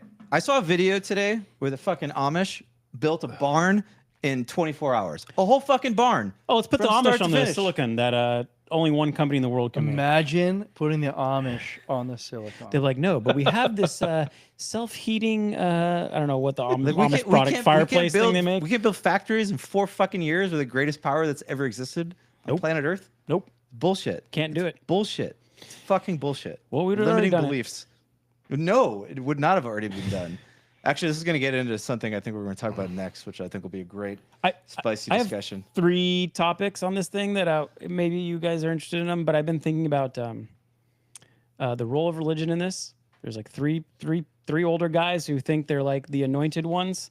The JCPOA, the previous agreement that we already had with Iran that would have potentially just none of this would have ever happened, and the Israeli lobby, the pro-Israel lobby. Those are good topics. Any of those you want to pull on, or do you want to go? I have to take a little break. Or I'm gonna Wait, die, I was but about to I'll do be that. right No, back. no, no, no, hold on. no, no, no, no. You son of a bitch. I'm dying. Twinkle toes on the bastard. pickleball court And in the He pod. was a little twinkle toe around the wires there. I'm literally in deep pain. You ever get it where it's just like Yeah. I painful? was driving home this weekend and I don't know why I did this to myself. So what were your 3? Yeah, religion. Like the religion one was, okay, you have this regime, theocratic regime, that is like, we're literally acting on God's voice and we should kill the Jews and the theocratic regime. And then you have Trump, who thinks there's been divine intervention that has saved his life and that he is put on earth for a purpose. And you got Bibi, who's in charge of saving God's people. And it's just like, interesting. We have these like late 70s, probably 80s with Khomeini. I don't know how old he is. But they all think they're like, God's staff in action. And I don't know. Is that the problem? Not. I don't think it is, but it's like, it's interesting. what was your 3rd one? The Israeli lobby. Lobby. Yeah. Like I think I mentioned to you maybe off air, but like Gaza is one of the most like the amount of humanitarian capital per person is like the most in human history. But then I also look at like Israel and how much money they put towards influencing our politics, and they are probably one of the biggest knifers. You could not only is there a large amount of money. This is coming from someone who's generally pro-Israel. I want to learn about that. Let's talk Yeah, about because that. like I need to learn more about that. back during My eyes have been opening recently. back during Luigi time, we were talking about the insurance lobby and these other powerful lobbies that really control lawmaking in the United States. Yeah. I feel like the Israeli lobby is slept on. They're huge. Are they slept on? I feel like it's all everybody talks about. Okay, because Maybe, yeah. No, I was only talking about insurance lobby, banking lobby. I mean, there's like some major ones that like you don't see Israel mentioned. I also just jumped into this conversation with zero context. Nah, we haven't got that I far. don't even know what you're talking No, about. no, we just started. But Nick was bringing up as an option that we can talk about the Israeli lobby. Just something and I've how been thinking about more. Like, I want to talk about the No Kings thing. okay, we can talk about that. So Ron was very passionate about it, and I have some thoughts. you were pointing at Armand, but he's not here, and I was wondering what you were doing. Well, like he will be there. Did you watch the military parade? I mean, I looked into it. I didn't hear any of the preamble. I think that's maybe where I'm missing your finger pointing. Like, what do you mentioning Armand for? With He the No was Kings? all fired up in the group chat about the No Kings thing. Oh. About the anti parade march, because we saw in San Diego from like right below where I live, there it was was a nationwide, thousands like, of multi-city, people. That was the millions of people. I wasn't there, but like the videos from the balcony over from my place were like, that was the most amount of people I've seen that area. And I've seen BLM march, I've seen massive marathons come through, and this dwarfed it. It's crazy. I live Yeah. in the suburbs, so I saw nothing. But on the video that you showed, I have never seen anything like that in Little Italy, downtown. Whatever. Yeah. I mean, I didn't even know what was going on until I went to a bar last week, and there were just like No King signs like all over the fucking bar, like everywhere. No Kings, no Kings, no Kings, no Kings, no Kings. So how's Trump's approval What's rating going right on? now? Depends on the question. issue. I think he still has a pretty good like immigration approval rating. I think he's slipping in. So that's Other kind of areas. what Joe Biden would have said when we would have asked that question in the previous administration. He would, well, it depends on the issue, but it was No, like he pretty was low. underwater on literally every issue. Yeah, he was low across the board, but he also didn't have people boycotting in the streets to this degree. Yeah, I think that people on the right, for whatever reason, don't have a tendency to do this. Like the worst we saw was like the Tea Party people.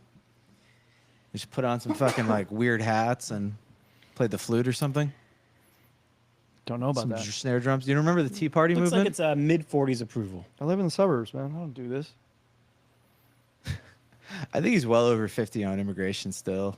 I think he's slipped a little bit on the economy. He is highest on immigration, about Yeah. 50%. Yeah. Inflation is his lowest, 34 to 38% approval. Ooh, interesting. Yeah, then the rest is kind of middle of the pack, from foreign policy to the economy. So did you guys hear about the No Kings protest like in advance? Because I only heard about it when you showed me video of the protest No, itself. I heard about it in retrospect and then like looked into it. like the and day then- before I heard about it. Like, how did it get so big with none of us hearing about it? TikTok. TikTok. You can leave that open, Armand. So it's all the Yeah. it's all the youths. It's all the youths out there on the TikTok. The Utes. Well, what I thought was interesting was that like Nick was saying there were a lot of young people at ours. Like nationwide, this is like a very boomer thing. There's like just tons of fucking old people. Yeah, I feel like all the people in my life who are like against Trump that I know just anecdotally are like old people. Me too. Like I was saying this on past pods. Like there's been this weird inversion where like suddenly like really young people have like swung to the right, especially men, like men especially. And then like the boomers are like swinging. Like my dad is just getting like more TDS by the Aggressive, day. Yeah. Just like Or just TDS. Yeah. yeah. There's like a anti-Trump protest like every 3 weeks in that area in San Diego. Mostly purple hairs people, but they're all young, obviously. So I don't know if this one changed. Yeah, I don't know. Like I would say in general, like the demographic of these people has like started to skew like way older than it used to. It's been like a interesting. Yeah, that's not my Development. observation. I mean, do you have data on this that says that? But that's not my observation. My observation has been like people that voted for Trump or were for him in any way and thought that this would be better than Kamala are regretful right now. They have buyer's remorse. They want Of to all refund. ages, of all demographics. All ages. Yeah. I don't know a single person Uh-oh. anecdotally other than maybe you who What? voted for Trump and is like, oh God, I've just made a huge mistake. Yes. What's wrong, sir? I don't know. What happened? Oh. Your ass refocused the. Oh, my ass. Oh no, butt re- blurry. Oh wait. Okay. Mm, Do something. Do something. Go back. why to is the it blurry? Why is it blurry? Oh God. It refocused on your butt. There you go. Leave it. Get your hand out of the way. Saw It's my, fine. the camera saw Armand's ass and just permanently shifted. Yeah, it's a lot to focus on. Gravitational pull. I mean, come on, Steven. You think out of 300 million people or 60 No, million voters, you were I'm the doing guy that- you were doing an anecdotal thing, and I said like, well, anecdotally, like I Well, don't know anybody. who's, I will say I see a lot of buyer's remorse around me, and I think that it's because, yes, Trump said he was going to do the largest mass deportation in history. That's true. He promised that. He was asked how he was going to do it. He didn't answer the question. And the way he's doing it is unacceptable. And I think that Why is that unacceptable? because it's inhumane. Why is it inhumane? Oh, come on, man. It's completely fucked up. It's one of the most fucked up things I've ever seen in my life. What that's seems Everything about it is fucked up. Like, I did Everything this a about it little is bit. fucked I'm up. happy to go deeper into it. Like, you don't, you have an outcome. You want to deport illegal people that came into this country. You set policy and you do it in a humane way. If you don't do it in a humane way, then you're just a villain. You're just an evil person, and you're a piece of shit that should like receive the feedback appropriately that Okay, this is I'll evil pose the and same- wrong. I'll pose the and same it should be question done you just eloquently. posed to And me. What? What is your data on this? What do you mean? What is my data? It sounds like you're about to share to me a bunch of anecdotes that you've seen in the media, Sure. which is what Does I that was not work for saying. you? Well, like I was what I did, and then And you- what's the anecdote that you saw? That you saw peaceful deportations Well, I said anecdotally, of like criminals? I don't see like a lot of regret. Well, look, I've seen hundreds. Okay, not hundreds. I've seen over 100 videos of extremely violent separations of regular, everyday people from their families. okay, if you're going to deport 3 million people, what percentage of 3 million is 100? I mean, that's just bad. That's not like, unfair. No, that's it's not.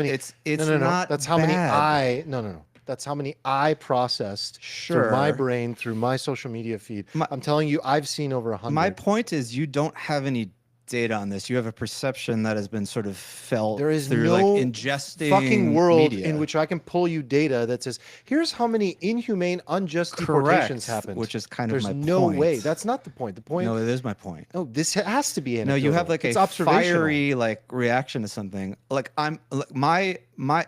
we had this conversation actually like a year ago, and I think I said something like, if you do something where you're going to start deporting like millions of people in a world where everybody with a camera, everybody with like a pen wants to write a story, take a video of the worst fucking possible thing you did, even if only in 0.0001% of events you did something bad, there are going to be thousands of videos circulating across the internet. Now that doesn't mean that they're not doing anything wrong. I'm saying that like to formulate an opinion on the basis of stuff you see when you're talking about like a sample size that is like enormous. You're is, like, misunderstanding my point. There should be zero tolerance for treating people this way. It's a zero. okay. It should be. No. That point makes no sense. If you're here, look. If you're charged with murder, and you go to court, our entire judicial system is not based around zero. It's based around like, it's like a 4% What, we're just chance, gonna, like, and it's still like we convict you. Like that's like like beyond a reasonable doubt is like 95%. That's like 5%. Like so, if you had like beyond a reasonable doubt applied to 10 million people, 5% would be 500,000 people who you treat badly. You're drawing completely. This is not an analogy that works. Why doesn't that work? Because those people it's the went foundation through- of our legal Those system. people went through our legal system. They went through the judicial process. They spoke in front of a jury. Witnesses. These people are not represented entitled to themselves. speak in front of a jury. There was They have a different form of due corruption. process. Things maybe happened, and we have a percentage of people that are wrongfully convicted, and even worse, by the way, we have people that receive capital punishment incorrectly. That's a huge problem. Correct. That's a huge problem. Correct. Yes. That's life and Like death. we literally kill people, literally kill people. and as a society, incorrectly. we accept that as like slippage. Yeah, but this is not slippage. This is controllable. How I No, behave- it's not controllable. Let me say this. Let me It's explain. not something. controllable. Let me explain it like this. To an extent, it is How controllable. I interact with Nick as a human being is something I control 100%. I'm a human being, and I have a heart, and there is a component from a human to human level that if we lose our dignity and our humanity, the world crumbles. I have a zero tolerance policy toward that. There is a way to interact with a mom who's screaming, who's being separated from her baby, and to be gentle about it, and to be kind and considerate and compassionate in that moment, to say like, okay, here's the rules, here's your paper, we'd like you to show up at this time, here's what you need to do, blah, blah, blah. Okay, and then to do it in the way that they're doing it is like, it's just numbers. It's just, they're herding sheep. If you just start herding people like they're sheep and you treat people that way, it's inhumane. Where is your I don't evidence think that we they should are live in a doing world- this in mass? This is like happening in some corner cases, and it's bad, and it shouldn't happen. But like people are blowing up the extent to which they're like just rounding up random brown people and then shipping them out with no due process. And I don't, like, it's I being don't think wildly this debate goes exaggerated. anywhere because we're both speaking, off No, of you're like, but you're making the claim that there's like something like horrendous. Like my baseline assumption, which I think is just rooted in mathematics, is that like if you try to take some like national policy-wide action against millions of people, you are going to get like a lot of like ugly videos, a lot of ugly stories. And like, I agree that those things shouldn't happen. And I think some of the policy has been maybe bad from a top-down level, but to Trump's credit, like he's pivoted. Although like, I would say like, again, like one of the interesting things about Trump is that like people, like he went, like they did the farm workers thing, right? And people got mad about it and he immediately pivoted. And then what happened?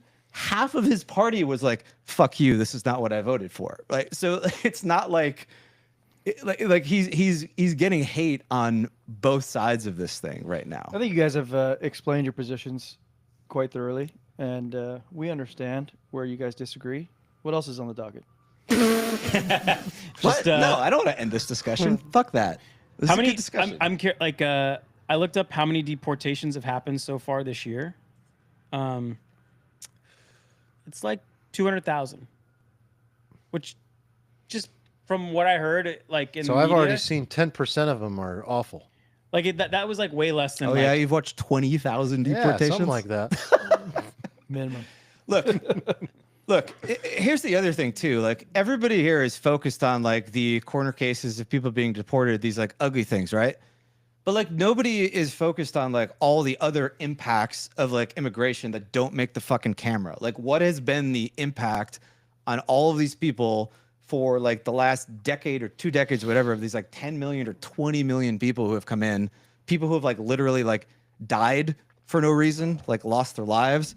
Like all the focus is on this, but like there are other problems elsewhere as well. Like the reason we're doing this, or there's like an appetite in the country for people voting for this, is because it has caused pain elsewhere, like a lot of pain. So maybe the elsewhere. more interesting thing is this no kings idea, right? So people are feeling a sense that Trump is authoritarian and dictatorial and wants to be the king and wants a third term. And I wouldn't be surprised if that starts happening soon, where he's like, they're finding and navigating. That happened like before he even became president, where there was initiatives or bills being presented by random congressmen being like, here's a way for Trump to have a third term.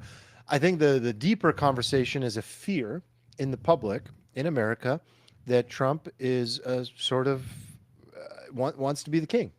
And like, this is just one way in which he's over-exercising the executive branch. Like that's really concerning. Even with Iran, not to go back to Iran, but as an example, everyone is freaking out that Congress must approve war. Oh, but they abdicated that responsibility like 30 years ago. Like I heard that too, and I was like, I know. Well, you didn't do your job for 30 years, so I would like to that's not remind an argument everybody now. listening that Obama literally droned an American citizen with no due process. Yeah, now they want the responsibility back. I get it. I know, I get that.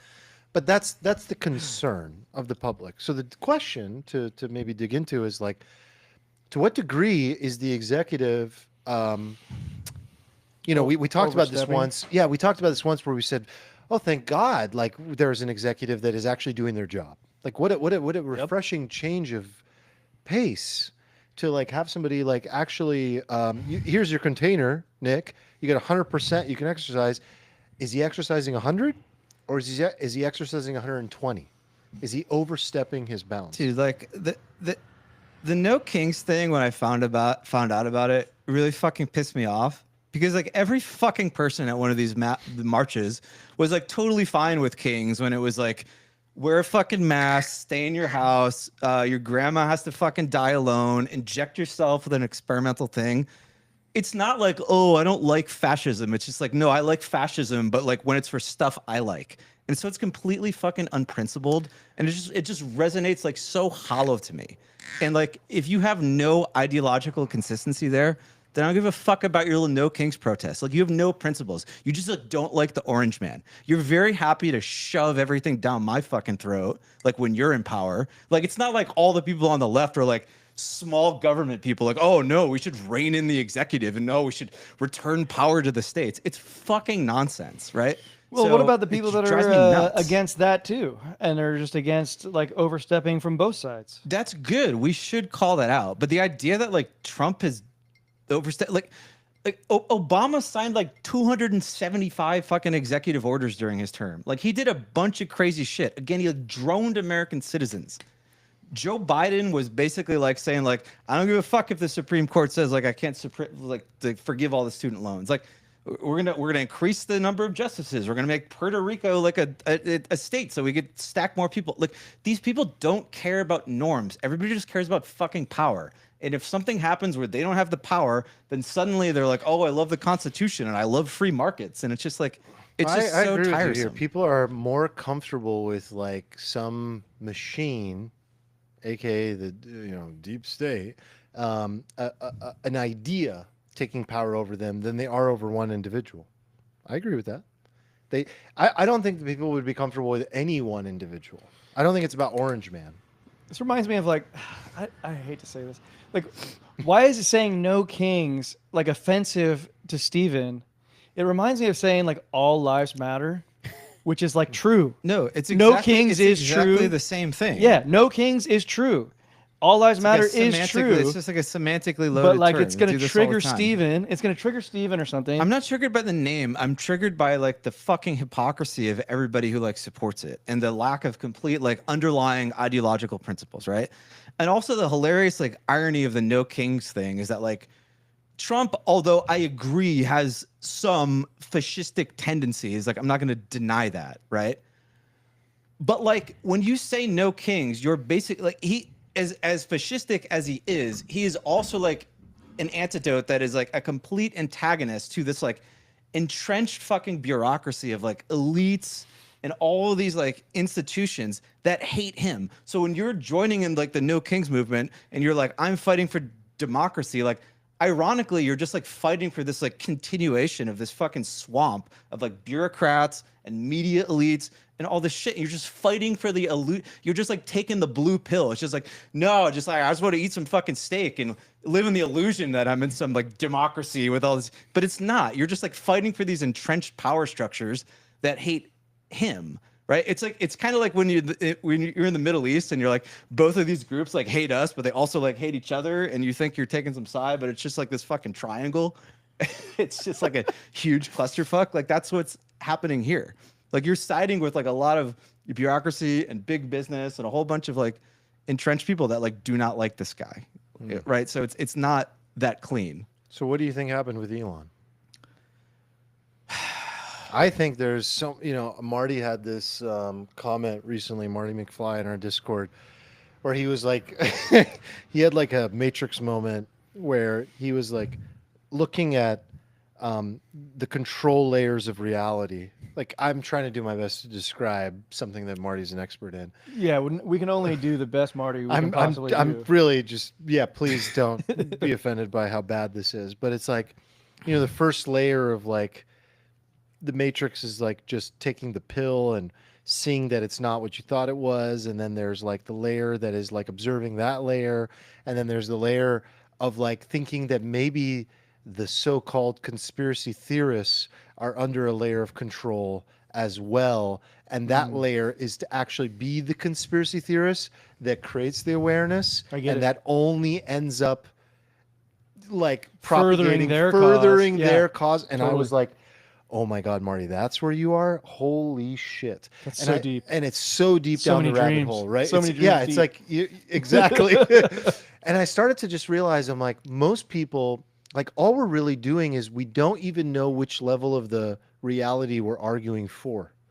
And so what you often have is like this type of situation where it's like, is Trump a good faith actor? Is he a puppet? Is he in the pocket of Mossad? Did he go to Epstein Island and diddle some kids? And that's really what's happening here. Does Musk have an inclination or an information or something that he knows that's what happened? Is that why we're going to war? And you start to peel back these layers, and it's just like it just blows your brain apart. I mean, because you really don't know anything. You realize. I thought this simple answer sounds good to me, is that like Elon got pissed that he didn't get his EV credits, and he said, I'm okay with the EV credits going away as long as you don't give subsidies to like oil and gas. I don't think it was that at all. And then he got made. Sounds very believable. He got made to look like an idiot. They put him on this Doge thing, propped him up to cut the deficit, and then there's this bill there that just like totally wipes out. Made this whole thing. He put his reputation on just completely irrelevant, and he just flipped his shit on both of those things when he realized, fuck, I put in $20 to $40 million, and you didn't give me my goddamn EV credits. Like, that's a good layer one of the dream. Yeah, he definitely he didn't get what he needed out of the deal. he's like, I got you elected. I just Right. asked for the goddamn EV credits, or get rid of them, but don't give the subsidies to oil and gas. And then you made me look like an idiot by just making my whole initiative just so irrelevant. But why would he come out and say that Trump is compromised? Because he's not Probably compromised. literally high on ketamine. Like that's totally it, because Trump is in those documents. Of course he is. He's lived in West Palm Beach. Like he's got pictures with him. Of course he is. Does it mean he's like on the flight records?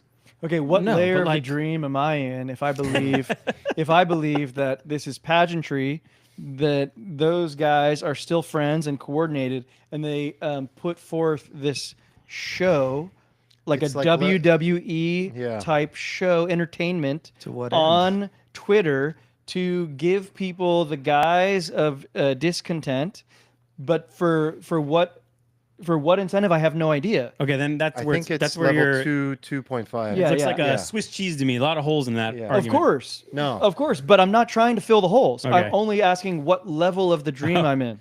Yeah, You're in the and then second I dream. think that the deeper level is like, well, who do they report to, right? Yeah, and I think that's a third layer of the Yeah. dream. And I think that you can go much deeper. Yeah, for sure. And I feel like people now, like Marty was like a very early adopter, and I think people now are getting deeper into these layers. I think And like it's that. becoming commonplace knowledge, and it's like we're in the phase of reality that is disorienting. Yes. That's what's scary. Yeah, like following the logic is as futile as like looking at 2003 Iraq.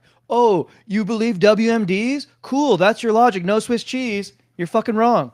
So like, this isn't about finding the evidence. It's about, I don't know. It's about just like, believe what you want. Yeah, if you don't have evidence, then I think you can follow the incentives, right? And I just don't see the incentives for, them coordinating this, but also. Thank you. I need this for the next thing I'm about to say. Oh, Yeah. Oh, what do you I got like there? I liked Eagle your Rare? previous rants.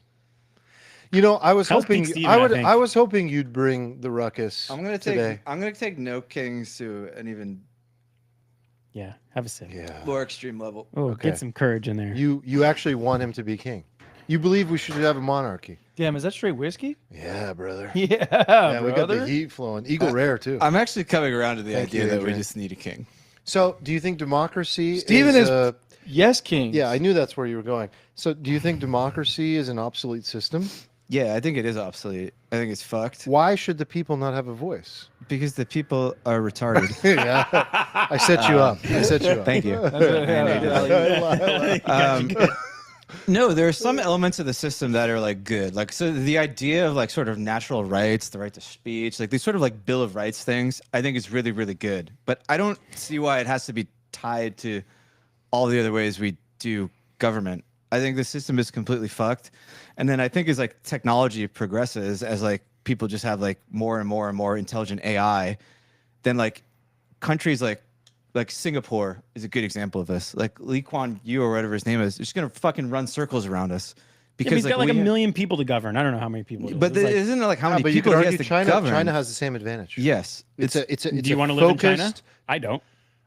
I don't, because I'm a Westerner and I don't know that world. It's not appealing to me. But I think if you look at it through the lens of like highly coordinated society, I can see the appeal. It's highly coordinated. Yeah, like democracy is fucked. It's totally fucked because you basically just have a bunch of fucking people who don't understand anything voting on emotions, and then you have like a huge swath of the country running on 2-year election cycles. Yeah. And so their entire and whatever you're basing your information on to vote, you're questioning it at every angle, talking about how many layers of the dream I'm in. there's Yeah. no No, it's forward. super There's no disorienting. forward thinking. It's all kick the can, kick the can, kick the can. It's totally fucked. Like what I think would be an interesting experiment is to not necessarily have like a national king. It would be to like have Chamath just like SPAC a state. Like just do what we're doing in crypto. You take some failing state and you just like raise like $1 trillion and you just like take over the state. You issue shares in the state. You rewrite the whole fucking constitution, and then you just have like you just elect like a Steve Jobs of the state, and you just let him do everything. And just run that experiment in 1 out of 50 states. Which one would you go for first? Well, California's dying, so let's Yeah, start here. California would be great. Well, California, in terms of GDP, would be like 5th in the world or something. Used to be, I think. Yeah, I don't know if it's could be still 2 in the world. Dude, we got Silicon Valley, or you don't think we're? Yeah. I don't know. You don't think we're? No, I think California is a borderline failed Yeah, state that it let's just start- exists. let's on the start with basis of its Montana. geography. Montana's epic, dude. Don't touch Montana. Yeah, Montana's chill. New Mexico. That's a good one. Yeah. Missouri. Missouri. Like so that, I don't know if Texas would work. They're very like kind of freedom oriented. That might be too much for them. I don't know what the state would be. Maybe like Alabama or something.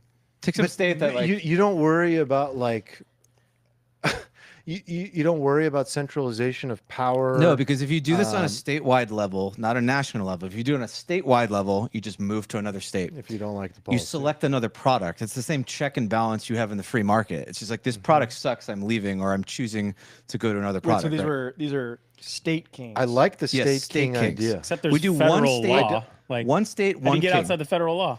Well, we probably have to start with Texas so that Texas can just tell the federal government to suck it.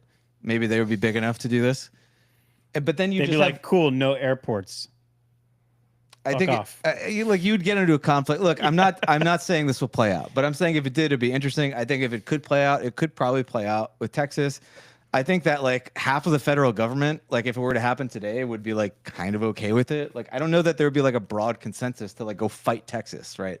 If it were to happen, I actually think like there's just such a critical mass. There's such a plurality of I people think in the you'd country. start to see wars between states. Wait, hold on. Can we talk this through? Like, if like a state wanted to secede, what does that process look like? Has No, that they don't have to secede. They just have to just opt out of some parts of some okay? elements of. Can I ask like a very simple question? Has this ever happened before?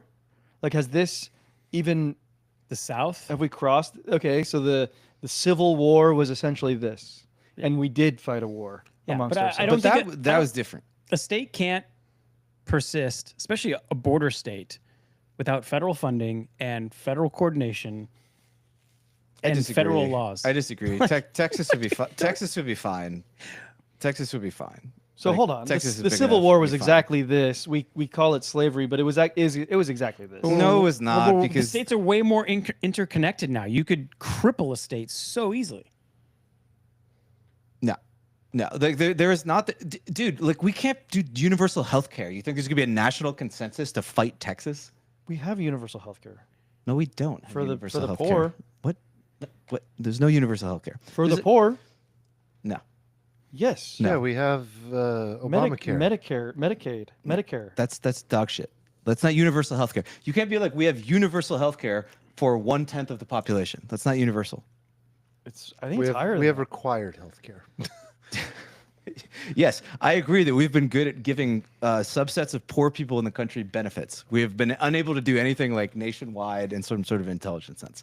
The idea that like we're gonna have some uprising against like Texas, like if they do that, there's no Still appetite for it. questioning your whole premise. Like, one, I don't know, like, how much more power do you want the executive to have? Like, Obama expanded the powers. Like, I want. and I, he's I, using I all of them, actually like- think it would be good if state executives had like complete power. I think it would be very interesting if every state was just run like But a isn't that already corporation. happened in Texas? Like they No. have the Congress that No. it's a one party. Texas is like the One breeding party, ground. No, like, it is state not. legislature. There's a divide in Texas, right? So in the scenario I'm saying, you just have an executive. There's like no Congress, right? It's just like you're running a company. You're like, we need to do this. This will make the state better. We just do it. Well, if there's still factions in Texas, then I don't think it would work at all because obviously if a state as like far right as an average as Texas can't agree on things, then how can a king work? I don't think the Overton window has been quite pushed far enough yet. I think we're getting close to that. I mean, I see what you're doing. I think we're getting close to that. You want to like open the discussion. I do want to open the discussion. I acknowledge this is a bit of a crazy idea. I also think it would work. I also think it's kind of necessary. And I also think that what I'm saying, as crazy as it sounds, is just a different version of what happens in every other scenario, right? In every other scenario, like you have like countries, they get like ossified, people don't like it. And then what happens? Do they get together and like pass laws and just make everything better? No, somebody has like a fucking violent revolution and it just overthrows everything. And then you have somebody unilaterally like change everything. Okay, can we just go further down this rabbit hole a little bit? Because Nick, I think, asked some poignant questions. He's like, okay, so what about airports and stuff? I actually shut the airport down. No, I want to know more about like what are these benefits of being part of the union that we would be forgiving by like seceding? Like what are the awesome benefits we get for being part of the military union? defense, Military. especially if you're a border state. Yeah. It's like, well, no, you defend your own border. And does I Texas don't think make we enough need to money secede. I with think no state just taxes? keep paying tidings. So yeah, so it's just so the military is the biggest one. So the biggest one is the military, but like nobody in their right mind is gonna like take over Texas anyways. Okay. Yeah. So military, But they would have to control the border. well, That's the an federal government is not controlling the border as it is. So I don't think that's really an issue. In Texas, they are. Right now, they are. Well, So just maybe southern you border, fund it. but- How is a state that has no state taxes going to fund all of this? Like it's just. that's a. You think that people are going to be stoked when they're like You issue now he's playing hardball. you issue shares in Texas. You have like a board. It's run like a company. You've got like a board. You have like actual shareholders of Texas. These are called governance tokens. Are we Yes. back They go to up are we only. back to crypto? Yeah, they go. Yeah. These Crypto governance solves this. tokens. there's transaction fees in form of Was your this the property Miami tax going to thing? And then 12%. about? you just have like a sales tax on everything, and that becomes like sort of revenue for the shareholders of the state. And then like obviously you become incentivized to generate more revenue, i.e., more economic activity, which makes the state presumably a better place. Now there's like a direct incentive between what creates like good Yeah. outcomes. I and, like, appreciate you're putting an obviously imperfect solution out there just as like a. He's on the frontier. fodder. He's No, on it's the good. So frontier. just poke some holes in it. Yeah, he's on the we frontier. already did. Your argument's done. But like, why argument not? is not done. Why not? Like, Wait, what- you mentioned Lee Kuan Yew. Like, why can't we just like tweak democracy a little bit, right? Like, they This have. is me tweaking democracy. No. But they still have democracy, but they have highly paid politicians, and like you die if you're corrupt. Like you get caned in public, straight to jail. Look, we've talked about this before. Why doesn't- that's a great little optimization? Why doesn't on it. Amazon just murder people who make bad decisions? What in the is it company? you think about like the roll up of power that is positive? Which, by the way, as False is saying in the chat, like you go from the United States of America to the divided states of America. No, this is how America was originally. well, actually, sure it was, but we obviously evolved past that. What I would argue is not in a good way in a That lot was of just areas. the early solution of like a few. No, the colonies. idea of having like these autonomous states that get to run their own experiments and to like enforce free travel between the states so that people can vote with their feet. So, what is it you think that's so positive about that roll up of power? What's Like, don't you posi- think it ends up to leading to like corruption, division of rich and poor? No, because control of like, because certain as ethnic long groups. as you enforce the free travel of people within states, much in the same way that you have the right to buy a different set of shoes if the shoes you buy start sucking.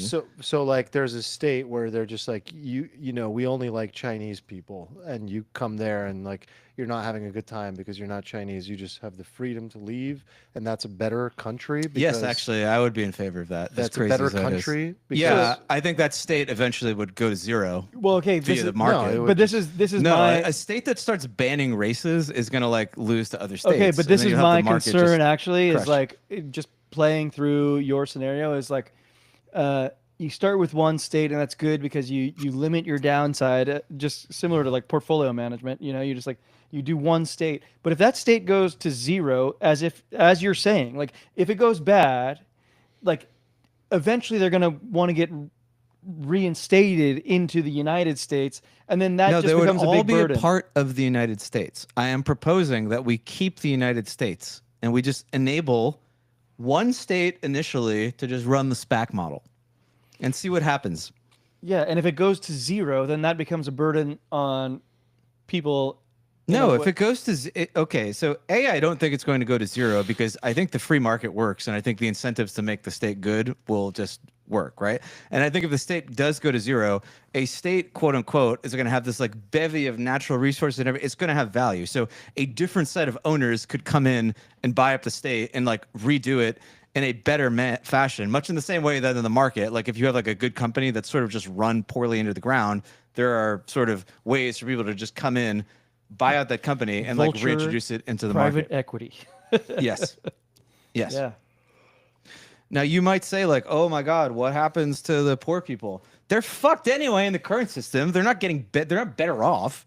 Like we did the war on poverty like 60 years ago. Or do we have less poor people? No, there's more poor people.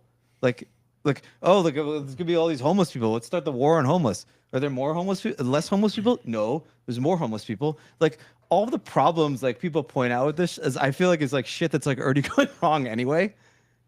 You know, so like all right, I'm gonna throw another ball at you. throw me balls. What makes throw you me the think balls. a king would look for the benefit of its population? What Time and time again, history shows unlimited power corrupts. This is from R2 in the chat. Because you don't have unlimited power. It's the same logic behind like why do you think it's okay that Jeff Bezos like had the ability to do anything at Amazon? Well, it's because like this is a free market paradigm. And in the free market paradigm where you allow the free flow of capital and foot traffic, which is the critical element here, you have to allow the free flow of capital and foot traffic. If you allow capital to flow between and you allow people to flow between, in the same way that Jeff Bezos is bound by ultimately having to provide a product to the end consumer that is good, and the person has the freedom to leave. Jeff Bezos is bound to increasing shareholder value. So what does it look like on a state level? Probably GDP. Okay. Yeah. Yeah. And So more products, more sales tax, more benefits for all. yeah, more economic activity. The principle would sort of be that like more economic activity in general leads to more prosperity, which I would argue, if you were to plot king throughout the would course of history, incentivize is this. good. The king would need to incentivize economic prosperity for all. Yes, But then I don't how even like that the money word king. flows I like down. the words like CEO. The state just has a The CEO. CEO would need to make sure that money. Where does the money flow? Is it just industrial?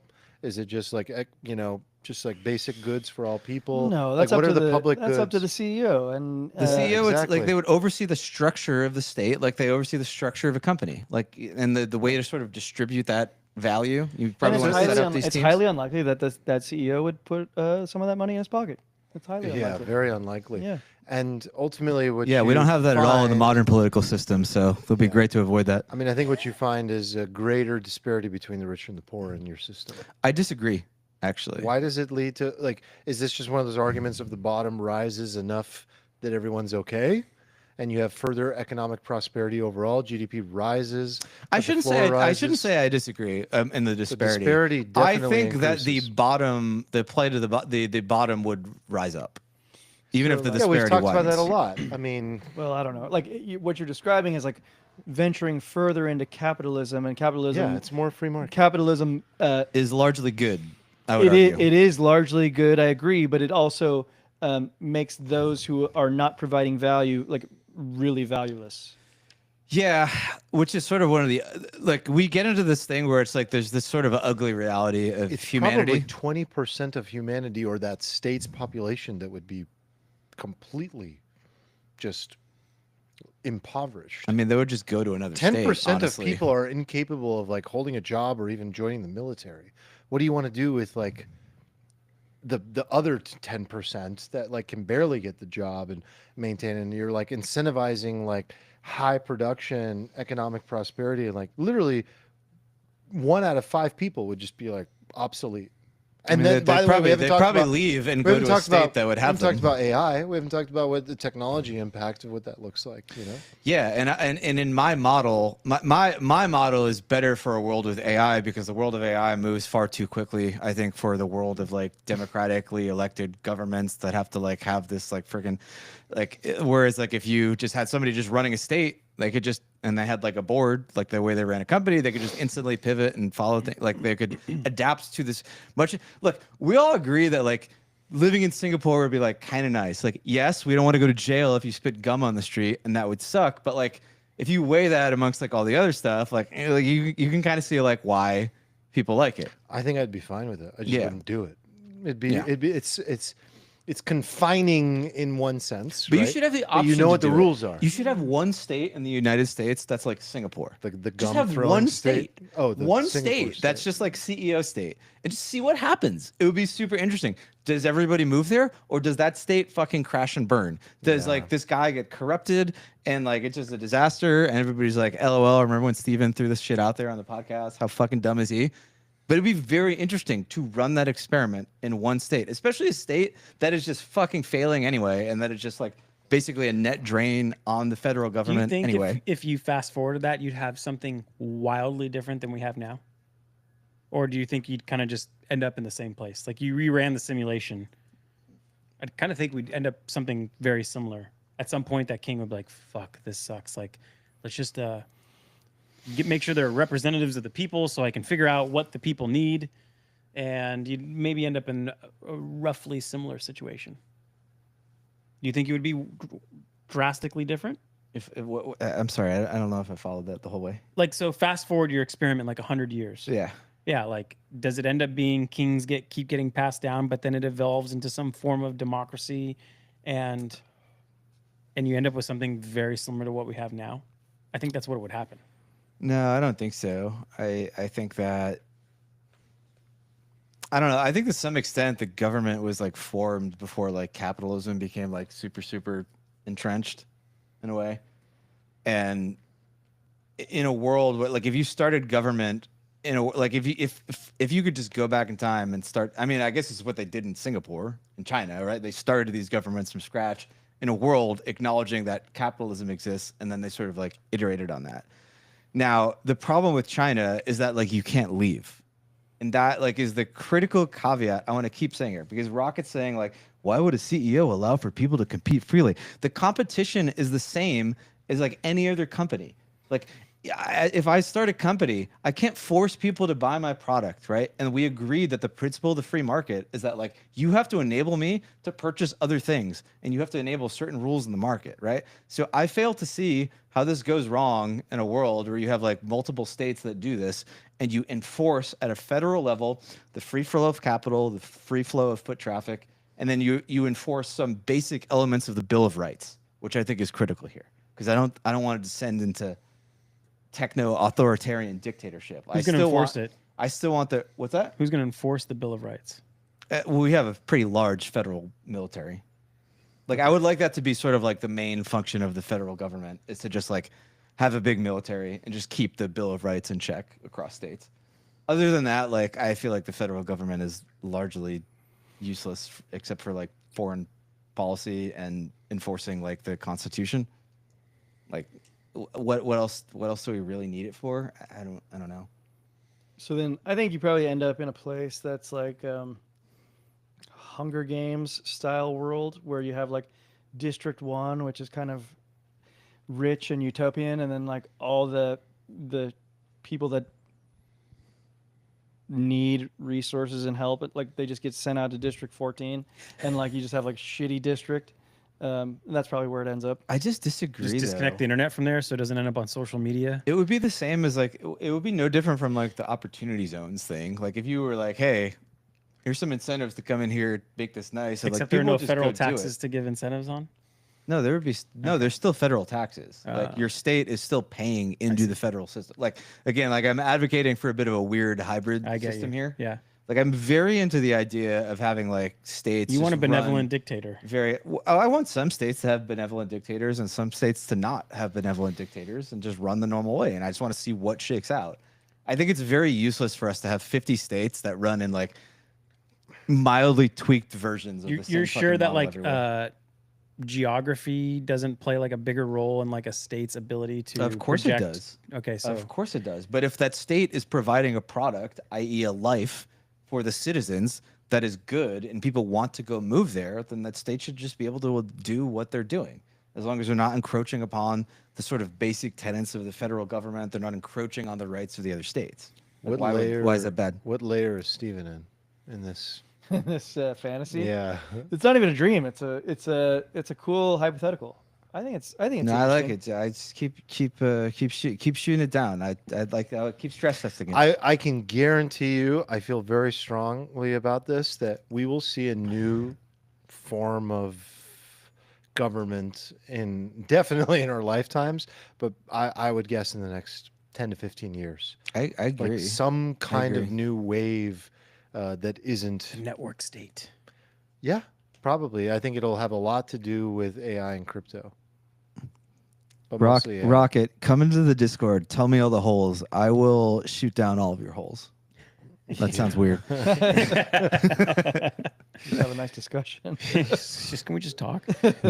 Sorry, we can just talk about it. This is just this whole thing just came into my head. I'm like, trying to think of on a the system. walk today. I'm trying to think of a system where this level of free market capitalism doesn't go hand in hand with democracy. Like what example? Do you have any example of this existing, succeeding at all in the world? Singapore. Yeah, that would be probably the only place. Are there where still I elections imagine- in Singapore? Yeah. Like, I feel like Singapore and Dubai are two places that people sort of like universally throw around as like great places, and But people we sort of like often hate on. have this but it's conversation, but great it for doesn't. rich people. I mean, Dubai is a perfect example of what Eric's talking about. Yeah. Okay, but It's great for rich people. okay, It but to sucks like for to slaves. throw something out to you, right? Which is again, we're gonna just delve into the ugly reality of the world. Do you run your household where like you and Yessie just let one poor person just live in your side room? Because no, you kick that. You don't let them into your thing. You're like, this is my bubble, and I want to live in this world, right? And like when people are just like, oh, what about the poor people? What they really mean is like, I just want to like offload that to the rest of society. Like I don't want to deal with it myself. Like I don't want to actually feed the homeless people myself. I don't want to actually give them a bed to sleep in. Like I don't want to actually let the immigrants like live in my casita in the back. I just think it would be a good idea for the rest of everybody to shoulder that burden. But in reality, you want to curate a bubble for you and the people who are close around you that is like pleasant and nice to live in and like optimal for your state, right? And this is how all humans curate all of your social groups. Like when I play pickleball, like I don't have like a random like 2-5 in our group who like can't hit the ball. No, or like fuck those people. You can't be in the group. That's why Sorry, I'm not This invited. is our group Is that that we're why you don't curating. invite us anymore? Yeah, that's why. Yes, He's curating his bubble. exactly why. I feel like I've had too much whiskey. That's okay. It's good. I feel like I've said Am things I I at shouldn't have 2.5? said on this podcast. What am I? You're a 2.5. Yeah, sorry. That sounds good. That's not. It's not good. 0. It's not good. I don't think it goes to 0. Oh. It starts at 2.5. Oh, it does. Yeah. He could have just let me have that, Eric. I thought you gave me like a 3.7 once. I said you had potential, Okay. which I maintain is true. But like you have to develop that potential. I think you should play in the tournament. I'll watch. I'll pay the fee to watch. My fear with the tournament is that I'm going to pay like $250 and then it's just going to be people who can't even hit the ball. That's what golf Can tournaments I- are, but can you I- donate can to I charity. tell you you get to play something? No, golf. no. But No. golf you can have fun Excuse playing me. by yourself. Pickleball I'm you sorry. cannot. I'm sorry. Do you like the sport? I like the sport. Do you have so that $250? I would literally rather just Do you keep- like poor children? I would literally Oh, wait rather write a second. check Oh, for no. $250. We went over this. Not in my backyard. No, I would rather just give you $250 and leave than play a tournament against like a just bunch do of that people who then. can't hit the ball.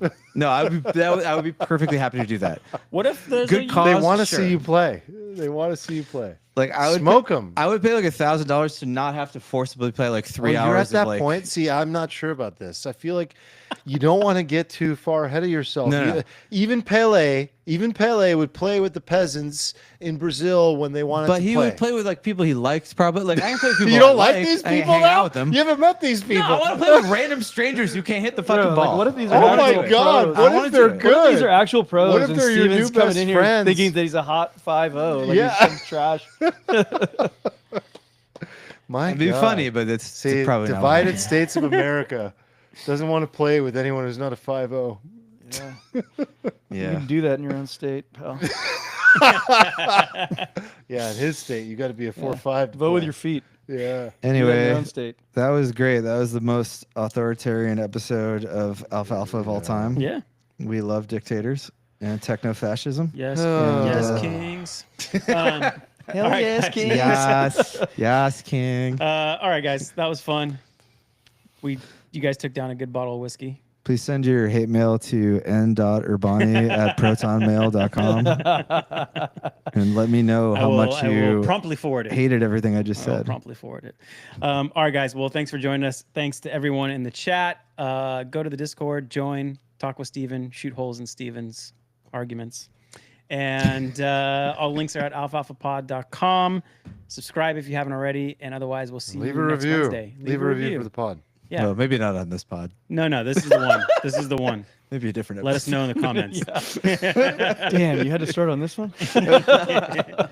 All right, guys. See you next week. Peace. One